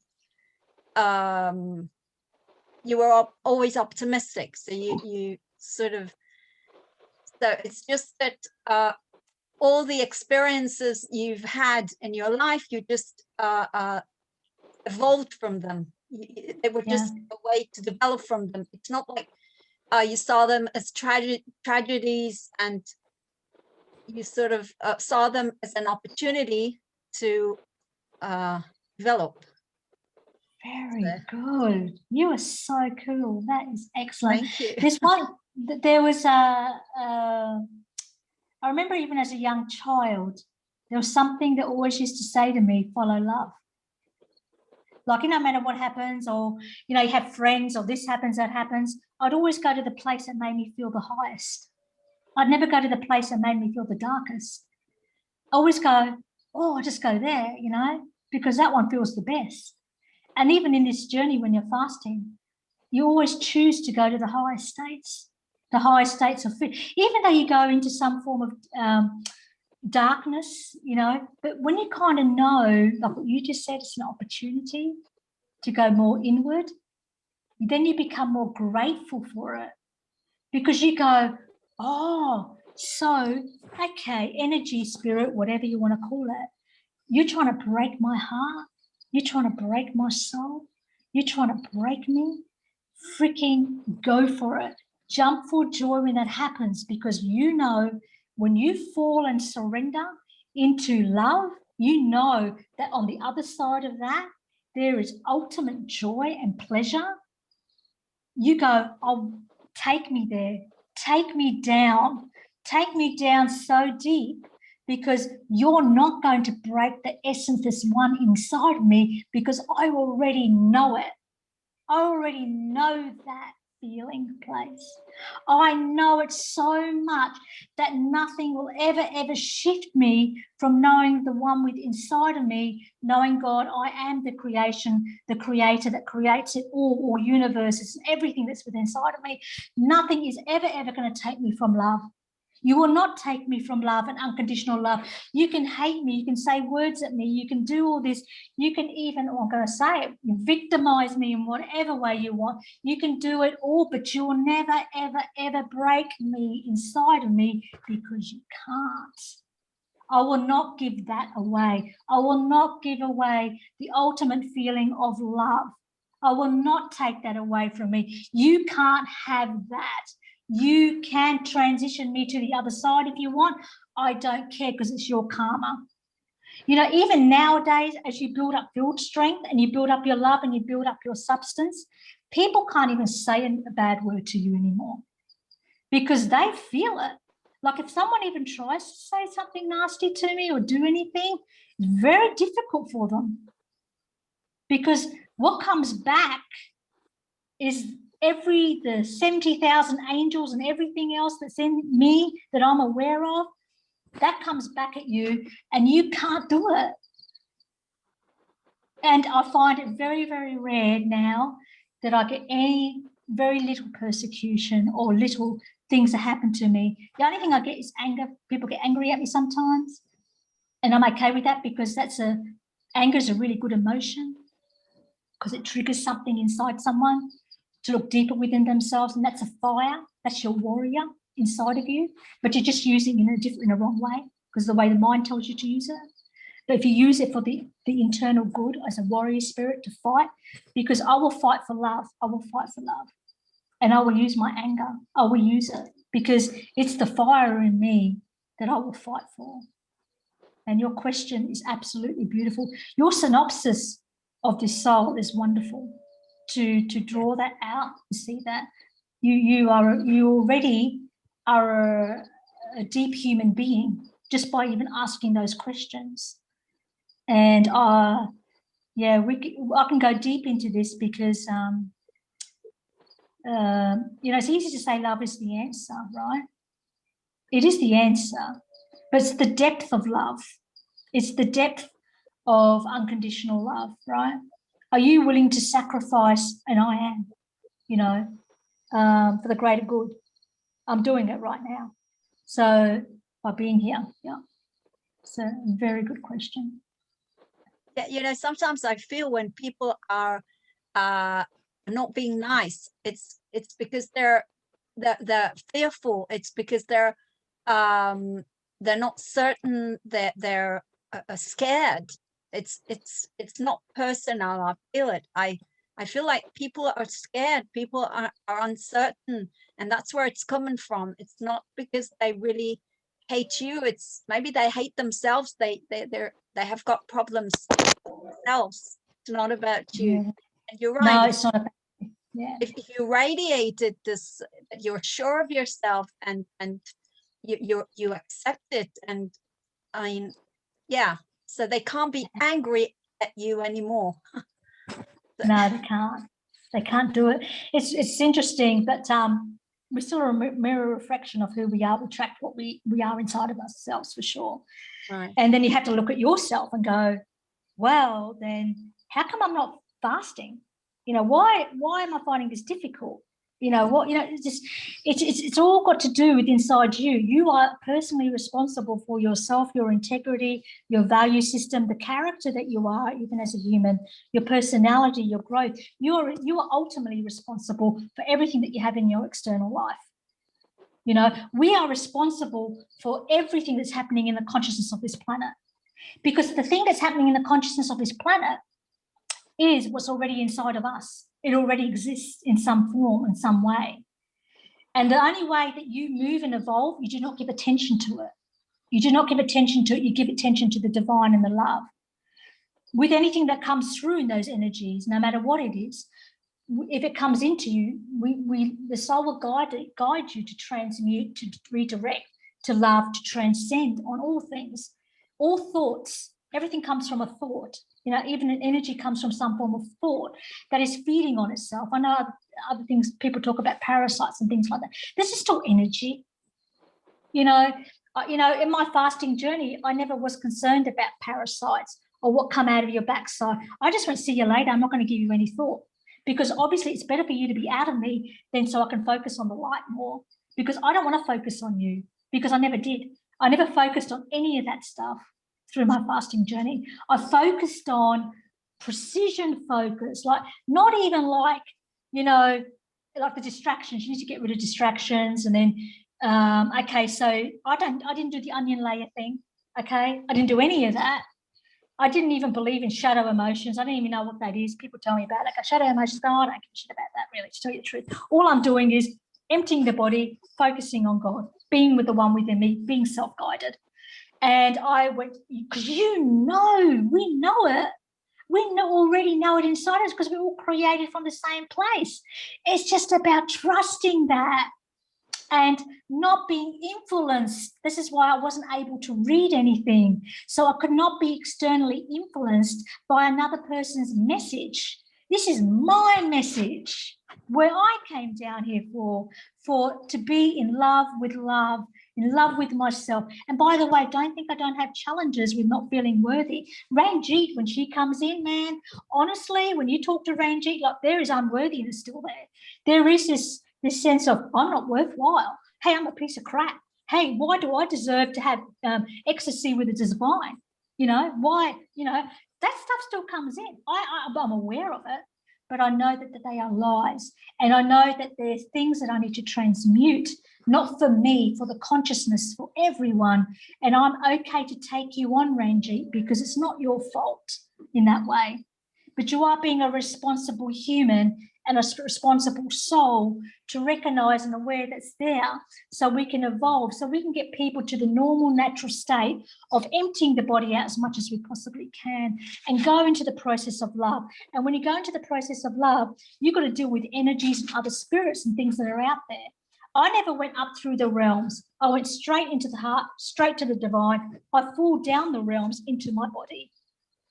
So I've kind of, in a way, like you talk about Jesus, in a way, you've got the key to the kingdom already. It's already there. All your treasures, all your crystals, everything's already inside of you. You don't have to carry any crystals with you. I've never carried any crystals with me. I haven't done any of that stuff. I haven't stuck a triangle over my head. I haven't done any of that. I haven't met any of the Palladians or any of those people, starseed people. I know that, like people say, it's there. I've kind of seen things. I've seen beings, right? I've seen that world, but I don't focus on that because all I focus on is the heart and the divine, me, human. What is it that we're serving in this world? You know, what is it that I'm in service for? And I'm very precision focused in that, because if you're already distracted in your mind in this world, you'll be distracted in the limitless realms of the universe, and they will distract you. You know, you will. It depends what your soul involvement is. And I choose love in the divine and the heart. I don't care what else is going on. I really don't care for it.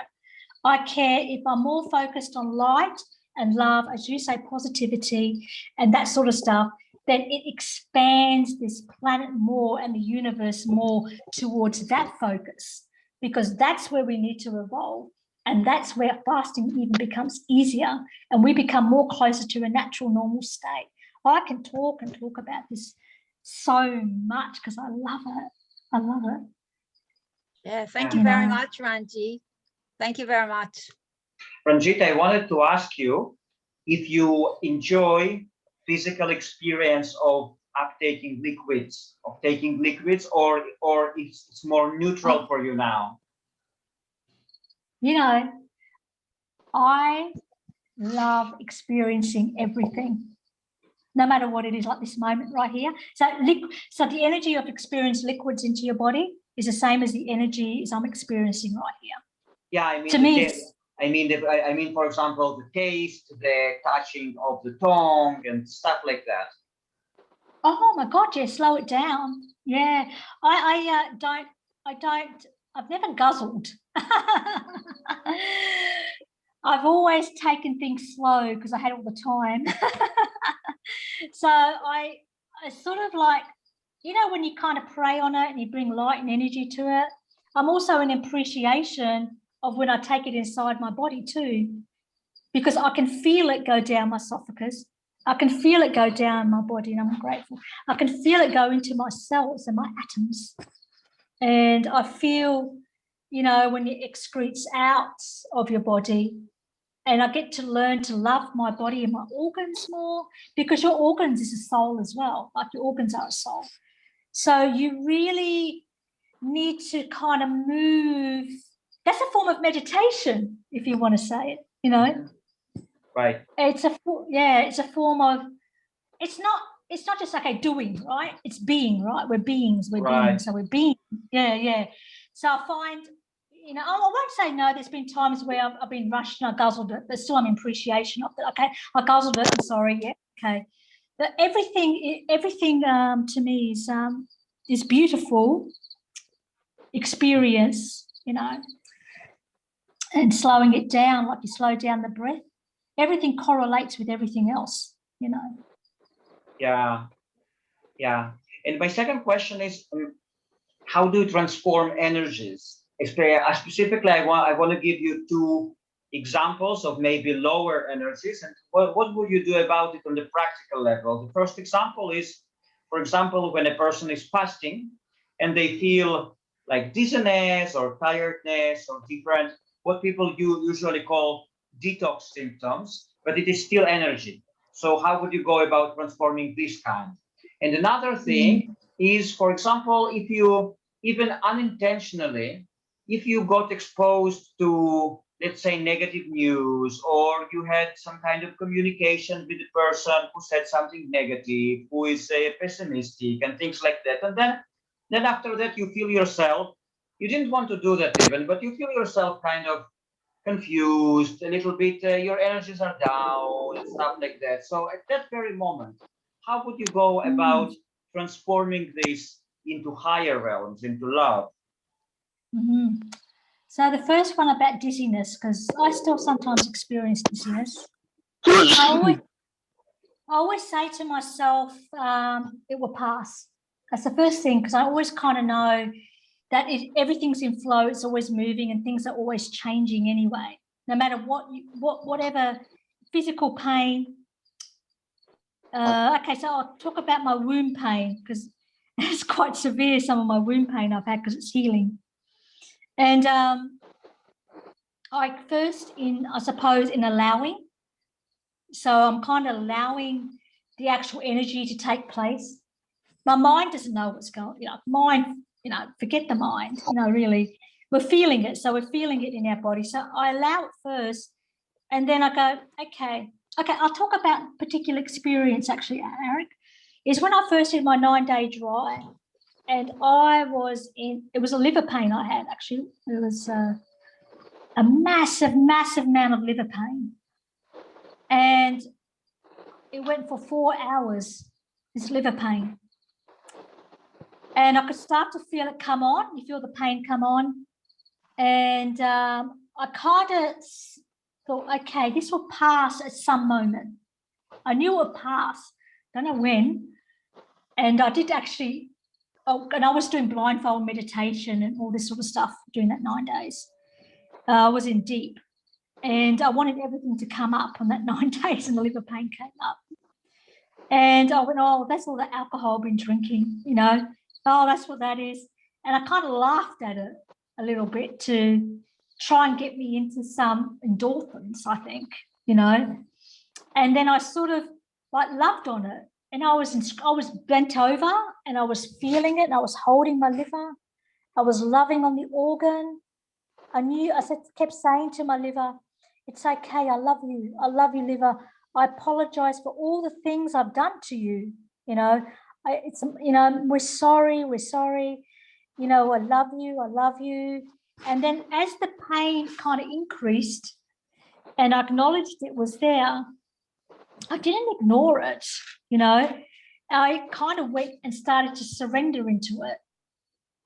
So I kind of thought, okay, no surrendering. So I'm going to fall into it. It's like many women have had babies. So when you have your baby, honestly, what can you do but surrender?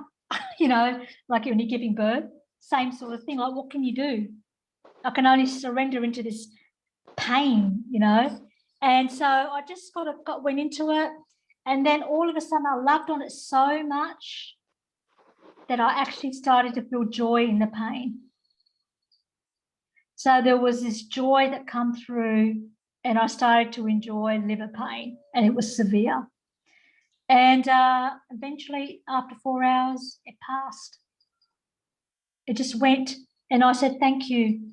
So I think in some ways, it's a lesson to endure in an uncomfortable place that you haven't been before, because we don't know that actual, because there's other pains I've experienced, something else is going to come up. And we don't know what it is. So that's how one way, by transmuting it, that's probably, I transcended that pain more than transmuting it. Okay. Yeah, that was just one example. It's a good one. And the second one about exposure to negativity, even unintentional, through social media, through news, but that you do not intend to listen to those news, but somehow you got exposed to that. What do you do? Oh. I don't agree to it. That's number one. I'm not in agreement with that energy. It doesn't exist in my realm or my world and where I'm focused on. I just go, this is what I kind of say to myself. Well, that's very interesting, but I don't really agree to that. I'll pass that monkey back over to you because it's not in my world. I'll focus on love and the positive aspects of it. What can I do better that can help that energy? One is dry fasting my body, because I know that bringing the love and the power and the pure consciousness in, that's something I can do for myself, that I can help that consciousness, that negative energy. Because negative energy, if you call it negative energy, you can call it whatever you like, challenging, whatever. It's always going to be there. But at a point, you're going to have to kind of say, I don't want you in my world, and I don't want you in my space, even people, right? So you can go, because I can do this over here, but I don't have to deal with the limitless amounts of information. The amounts of information and distractions that we have is incredible. And we have to eliminate our distractions as much as we possibly can, even though we're not intentionally trying to do it. But you know what? Why is it coming in your field, and why are you recognizing that? Because everybody has it. I have it. Like, I get things thrown at me all the time. I don't even see it sometimes. It's like I don't even see it's even there because it's not in my world. I go, what are you talking about? Don't understand.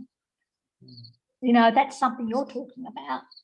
And sometimes I just go into God, and then I just kind of, if someone's talking negative at me and I'm going, I'm not agreeing to this conversation and I don't want to hear this in some ways, I just go deep within inside myself and I start loving on the person, because they stop after a while.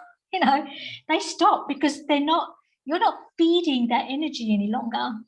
So you're not giving it life. You're not giving it recognition or an acknowledgement anymore. So that's one thing I do still now, very much so. And I don't seem to find that I have as much as I used to, you know, beforehand, you know. I think working in this economy and stuff like that is challenging. And that's why being in the observed space, learning to live in that space becomes very much more important.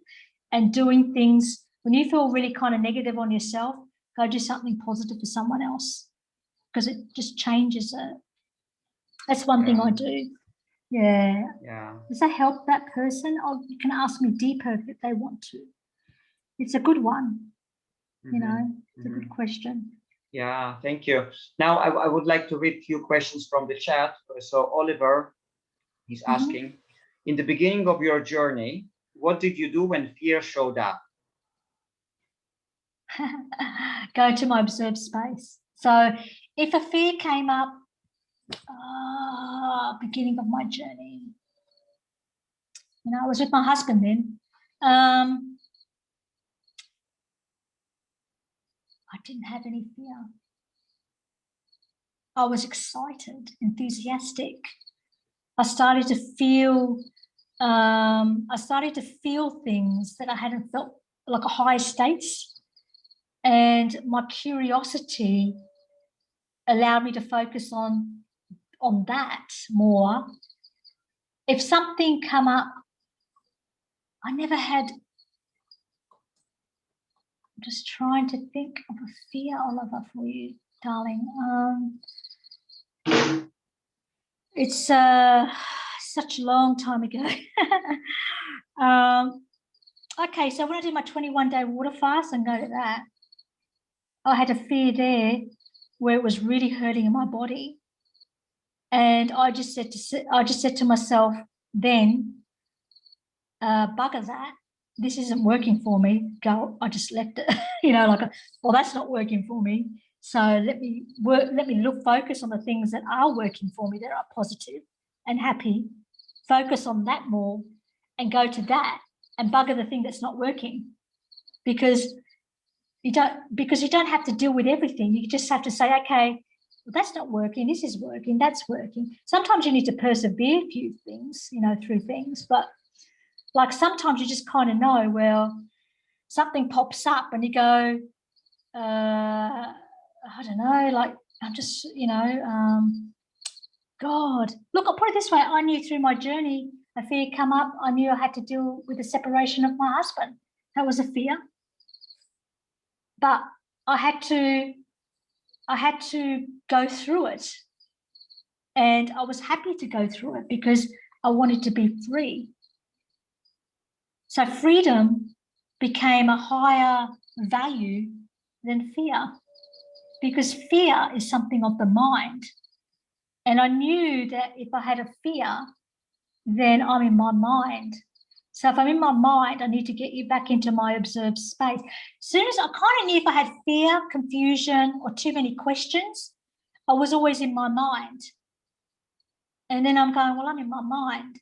So I need to get out because I want freedom. That's how I kind of dealt with fear, I think, or confusion, or frustrations, or those sort of things. Yeah. Okay, thank you very much. We have another question from Vikash, and he's asking, is prolonged dry fasting the only way to achieve self-purity before seeking the ultimate truth, God? I got certain answer for this. I believe in having long digestive vacations or rest or having nothing is a path that most people will have to experience to really get that sense of purity within inside of yourself.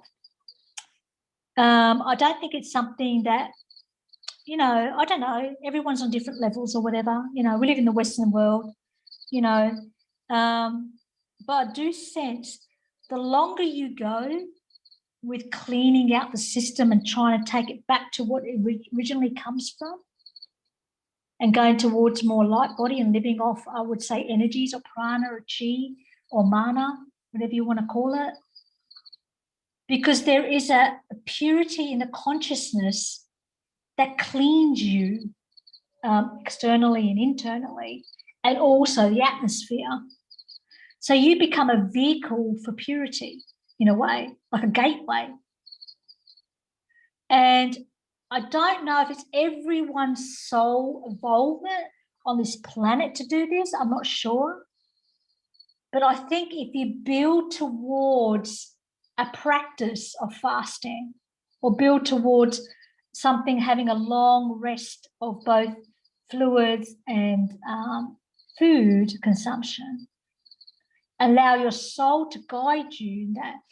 Try not to desire it more, rather than like seeking it in your mind, rather go inward and seek for the one within you, for that unification, so you can have that union of purity with inside of you. Because if you even have one moment of a really high unification with the divine and in all its pureness, that one moment lasts forever.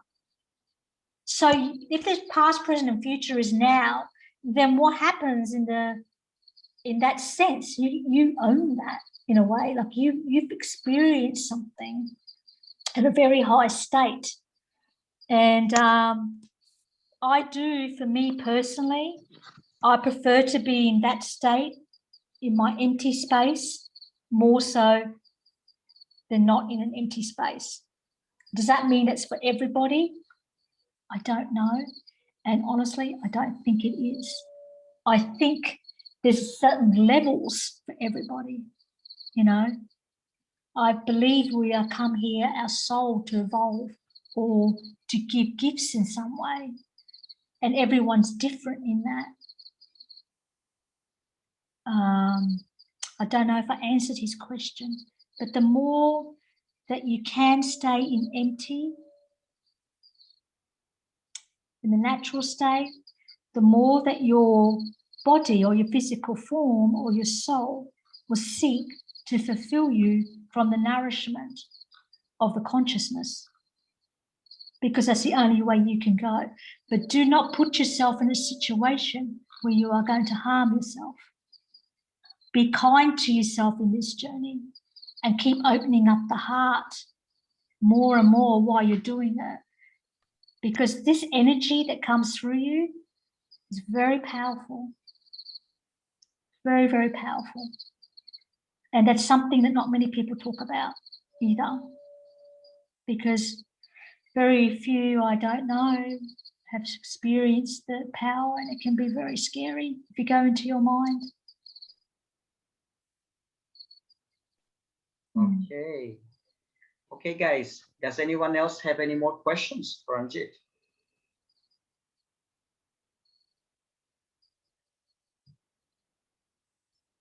Okay, then again from the chat, the same person is asking, could you say that it's a deception to say that our body is dependent on the physical food for nourishment and energy? You know, it really comes down to what you believe in, you know, what you choose to believe in. I mean, what I believe in is my truth. What you believe in is your truth. I know through my experiences that I like it when I'm empty and I'm being more nourished from the energies, because it's much more cleaner and I feel more connected to the all. And I kind of knew when I started this path that I never did it for healing or health reasons. I did it for the soul. I kind of knew that before I started. So if you feel like you want to be nourished in the physical form from matter and dense matter and stuff like that, it's okay. You know, that's your experience for your soul. You know, but if you feel that you want to be experienced more from energies and things like that, then you have to put yourself, your human form, in a situation where you're experiencing that more. So then you can gain the wisdom for yourself and the experiences for yourself. Nothing is wrong and right in this journey. The only thing that matters is you're living your full human potential while you're on this planet, and that you're experiencing love on a deeper level than you can ever experience, because the love is massive. You know, that's a good question. Yeah, thank you very much. Yeah. Okay, guys, anyone else?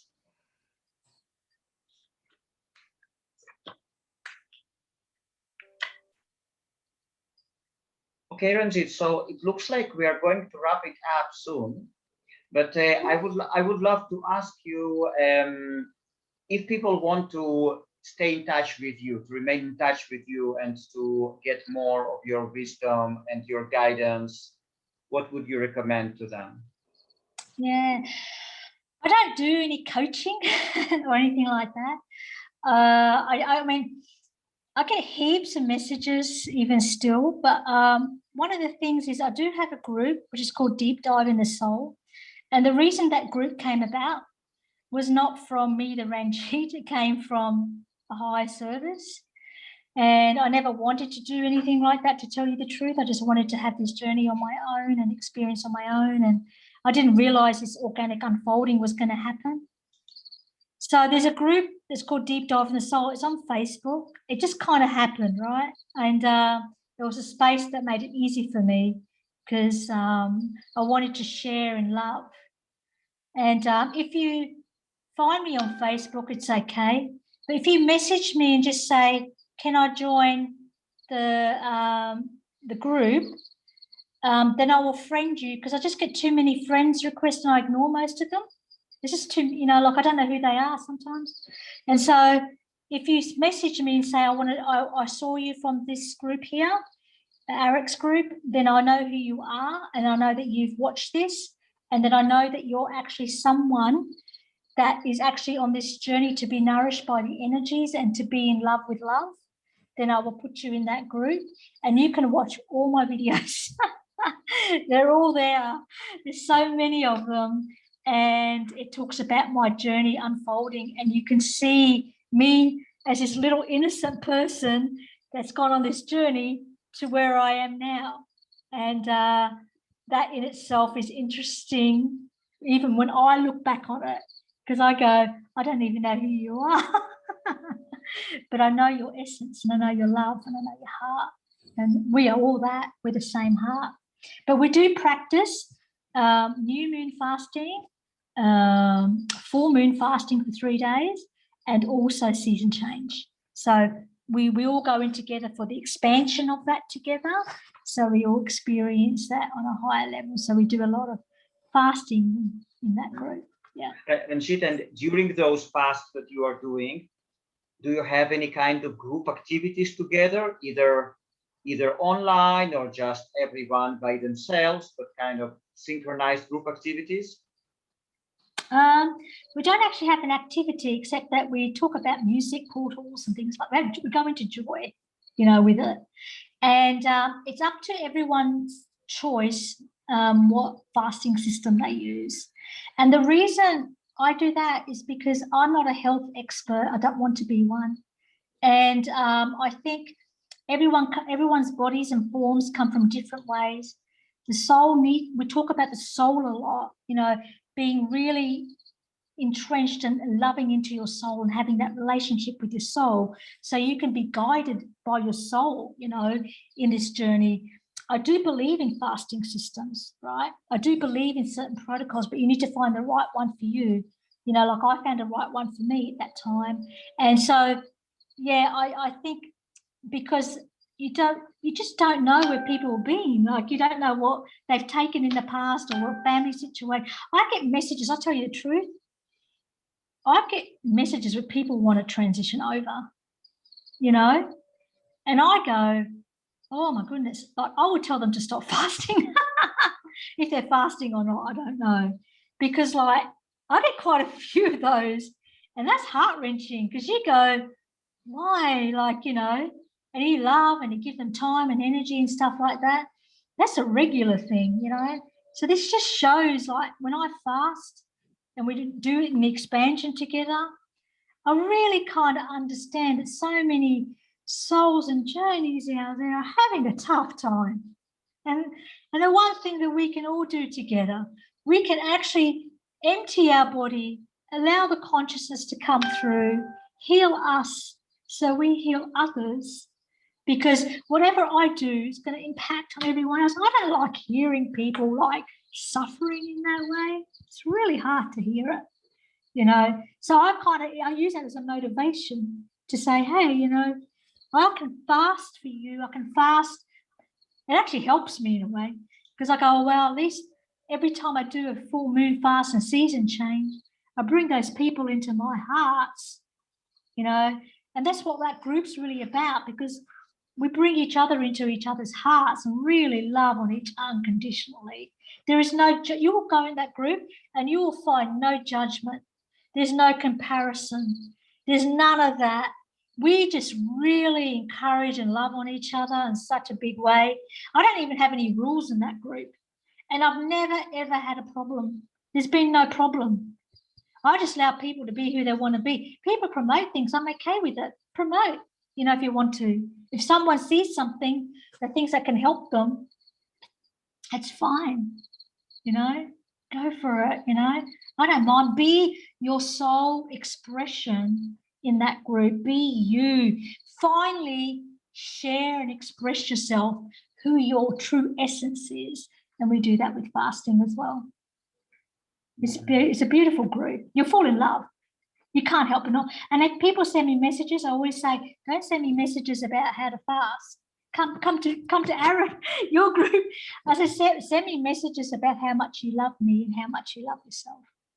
Yeah, very good, very good. Okay, so and probably the last question from the chat is, are you expecting, it's something like more general question, are you expecting some kind of a fasting revolution now in the world, in those during those turbulent times? Something kind of light will happen? Oh yeah, look, so you're talking about the things I can see in the future? A little bit more about past. Yeah, I see lots of things. I see clairvoyancy and things like that. I do see, like, I can tune into any one of you. If you are open, I can see you. So I can see your universe. So there is definitely a strong essence and a strong realm for us to really, really empty. I don't know if in my generation so much, I'm not sure, but I know in the future generations, this is going to be a way of living. We are pioneers now. And okay. So so yes, the answer to that question, I believe yes, to the level of it is really up to us. Definitely so, yeah. It's just like, I suppose it's just like veganism, isn't it, right? I don't want to label anything. I don't even like the word fasting, you know, but it's just like, you know, your veganism wasn't so popular, then now it's, you know, everyone's doing it. And then UT, I think it's been around for a long time, but I don't UT. And I never did fruit either because I don't believe in, you know, I missed that one, you know. And so there's things that are happening where we're eating lighter and lighter and going towards liquids now more so. So then you go towards, what's the next stage? Empty. So our souls are evolving at the same time as the technology is increasing. So our body is becoming technologically advanced. And so as that is happening, so is the energy that comes through us. And we want to be more nourished on the energies rather than the dense matter. So people like you, me, and everyone here working together, it's obviously going to put a stance if we're in love, right? Coming from a place of love, more so on this planet. I don't know if everybody's going to be living breatharian or air or whatever. I don't know about that. Okay, Ranjit. So I will put your details, the details of the group, contact details below this video. So, and people are welcome to join your group. Yeah. So, okay, let's see there. Okay, there is something else on the chat. That's okay. Love it. Bring it on. Excuse me, may I ask a question by voice? Yes, Ruckus. So, how are you, brother? I wanted to ask, I experienced this thing where when I fast and well, not even, I can't even feel it on the fruit, but when I fast for a longer time, I feel this kind of a clarity and ability to tune into my passion. And I would like you to expand on that a little bit if you can, and also I wanted to ask, like when I eat food, even just fruit, I you know, that ability to feel that passion kind of contracts, and and I wanted to ask, like, then what would be a good reason to eat, you know? You're not going to say there's no good reason to eat in my situation, but I know what you mean about, because you know what's happening, Rockers, is that your soul is pulling you. The soul works at lightning speed. If the soul gets you, it's going to want to take you. And if you're allowed to go with it, great, because you are starting to live in your energy body and you're starting to see things that you haven't actually kind of seen before. Because I know you're someone that's always kind of been in your mind a lot, right? I feel, just from memory. You are opening up something within inside of yourself. You're lining up. And what you're feeling is your heart connection with your mind. And so you're starting to see this, the essence of who you truly are. And so you're getting this clarity. And your soul wants to take you with you on that, if you can go with it, right? You've done a lot of fasting, from what I can gather. And your body is already adapting to more of living on the energies or prana or mana or chi, right? You're already experiencing that. Your body's already technologically advancing. Oh my God, I sense it with you. So if you want, there's a part of your mind that wants to slow it down, because the mind can't seem to catch up with what's going on with you, Rocker. So there's this part of you, your energy body's going, come here, and the mind's going, come back here. So there's this conflict that happens. My answer to that is it's okay if you take 3 steps forward and you take 2 steps and you go 2 steps back. Now be gentle with the mind, be kind to your mind, because the mind is like suffering in a way.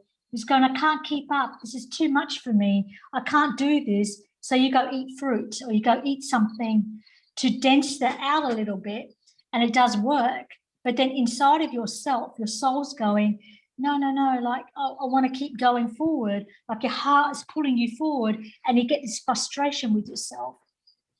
And I kind of want to say to you, Rockers, take a bit more time with yourself.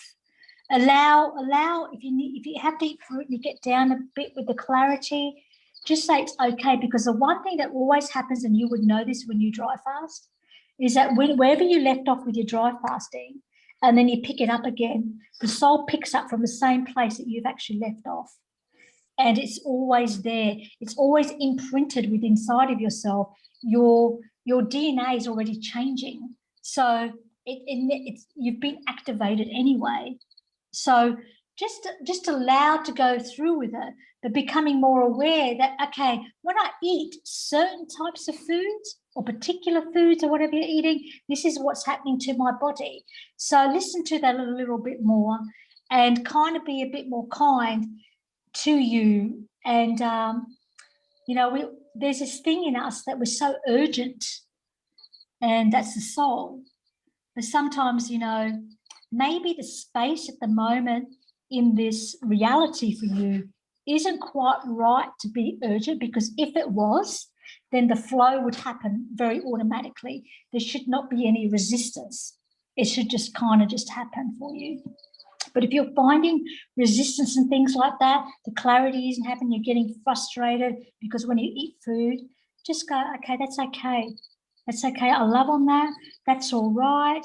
It's good. Just take it a bit more easier. Just step back a bit and do that thing. And you're very good at this, where you reflect and become aware of what's really happening. Because you just to even have that clarity, just what you just said, just means how much you are really tuned into this journey within yourself. There's no way in the world you're going to be not going anywhere else except this journey, right? So just work out where your balance is for you, and only you can know how to tune that in. And just stick with us on the fasting on new moons, season changes and full moons, because they're the greatest way, where the gateways are much more open for you. Do you have another question on top of that, Rockers? I guess that's it. Yeah. Ranjeet, there is another question here on the chat. What is the role of saliva? What is the role of saliva during dry fasting? Is saliva the nourishment dry fasting body needs? Yeah, because you know what, saliva, you drink a lot of saliva when you're dry fasting. Sure, it gives you hydration and fluid and stuff like that. I don't know what the real role is, but I know I like it. And I kind of, like, even now my mouth is all wet. And I just love how the mouth feels when it's so saliva. Like I know I get the nectar of God and all that kind of happens, and I believe it hydrates you. And even when you get urine in your bladder, the body actually absorbs some of that urine into your body as well, which is really quite interesting. And so the fluids in the glands that get excreted, it's all part of nourishing you. But not just nourishing you, it nourishes you with wisdom. That's the thing. We're not supposed to have food like minerals and stuff like that, because it's wisdom that we're getting nourished with. That's how I feel. It's not. It's an energy, or it's like if we've got humans, right? We are a formless being, really. We're not form, really. If you really look at it, and our energy body is formless. It shifts and changes all the time. So I kind of feel like when it comes to saliva or any of those things, it's just an energy form that's shifting and moving and hydrating and kind of, I don't know, going into some form of plasmatic state inside of you in some way, that you become more of your light body. You're getting closer to that. It's like steps towards that. And it keeps you here on Earth, so you're not completely flying away. I don't know if I answered that question for that gentleman, or if that's what he wanted to hear. I'm not sure. But it does give you hydration. Okay, well, thank you very much, Ranjeet. Can I ask one question? Okay. Ranjeet, you mentioned a UT, urine treatment. What can you say about that? About it from your experience? I've never done it, and I missed it. And I have to say thank you, Jesus, for that. I missed it. I know that your body absorbs urine. I think if it works for somebody, you want to use it, go for it. That's a system that you want to use. But for some reason, I skipped UT and I skipped fruit. And I I've got my opinion on it, I guess. I don't think you have to go through with it because I haven't. So, but if someone needs to for some reason, I think it's a great survival mode. You know, I think it has a lot of stuff in urine where it can really clean the body of toxins and things like that. If you look at its chemical structure of it, I decided not to go into those thought patterns or into that realm because we live in limitless possibilities. So Ranjeet wanted to choose the most easiest path and didn't want to think so much. So she wanted to go heart, divine, nourish energies, cosmos, like that's just limitless stuff. We are made of stars, moons, and planets. So I thought I'll go that way more so because there's just so many distractions to focus on out there that you can choose what system. I think pick one, go for it, dismantle it, clean your body, get it all out, the toxins, whatever you need to do, whatever your mind thinks it needs to do, and come on, live on energy. You know, come and live this way more so. And just every now and then you might have some liquids or you might have some urine or you might have some fruit. I don't know, you know. That's a good question. Thank you. Thank Okay. you, Ranjeet. Okay, Ranjeet, so thank you so much. And just a moment. Thank you so much, Ranjeet. It was. I'm going to ask something very quickly. Yeah, sure. Yes, I know we've got to go and fun's coming up here. And I just want to say thank you for every single soul that's on here because every single person makes this such a beautiful experience for everyone. And we appreciate you. We love you with everything, no matter what you're doing or how you're doing it, you're doing well. You know, even the fact that you're even feeling this and experiencing this is wonderful for everything. And I'm just going to sing for you for just a couple of seconds. I'm going to tap in and give you some love.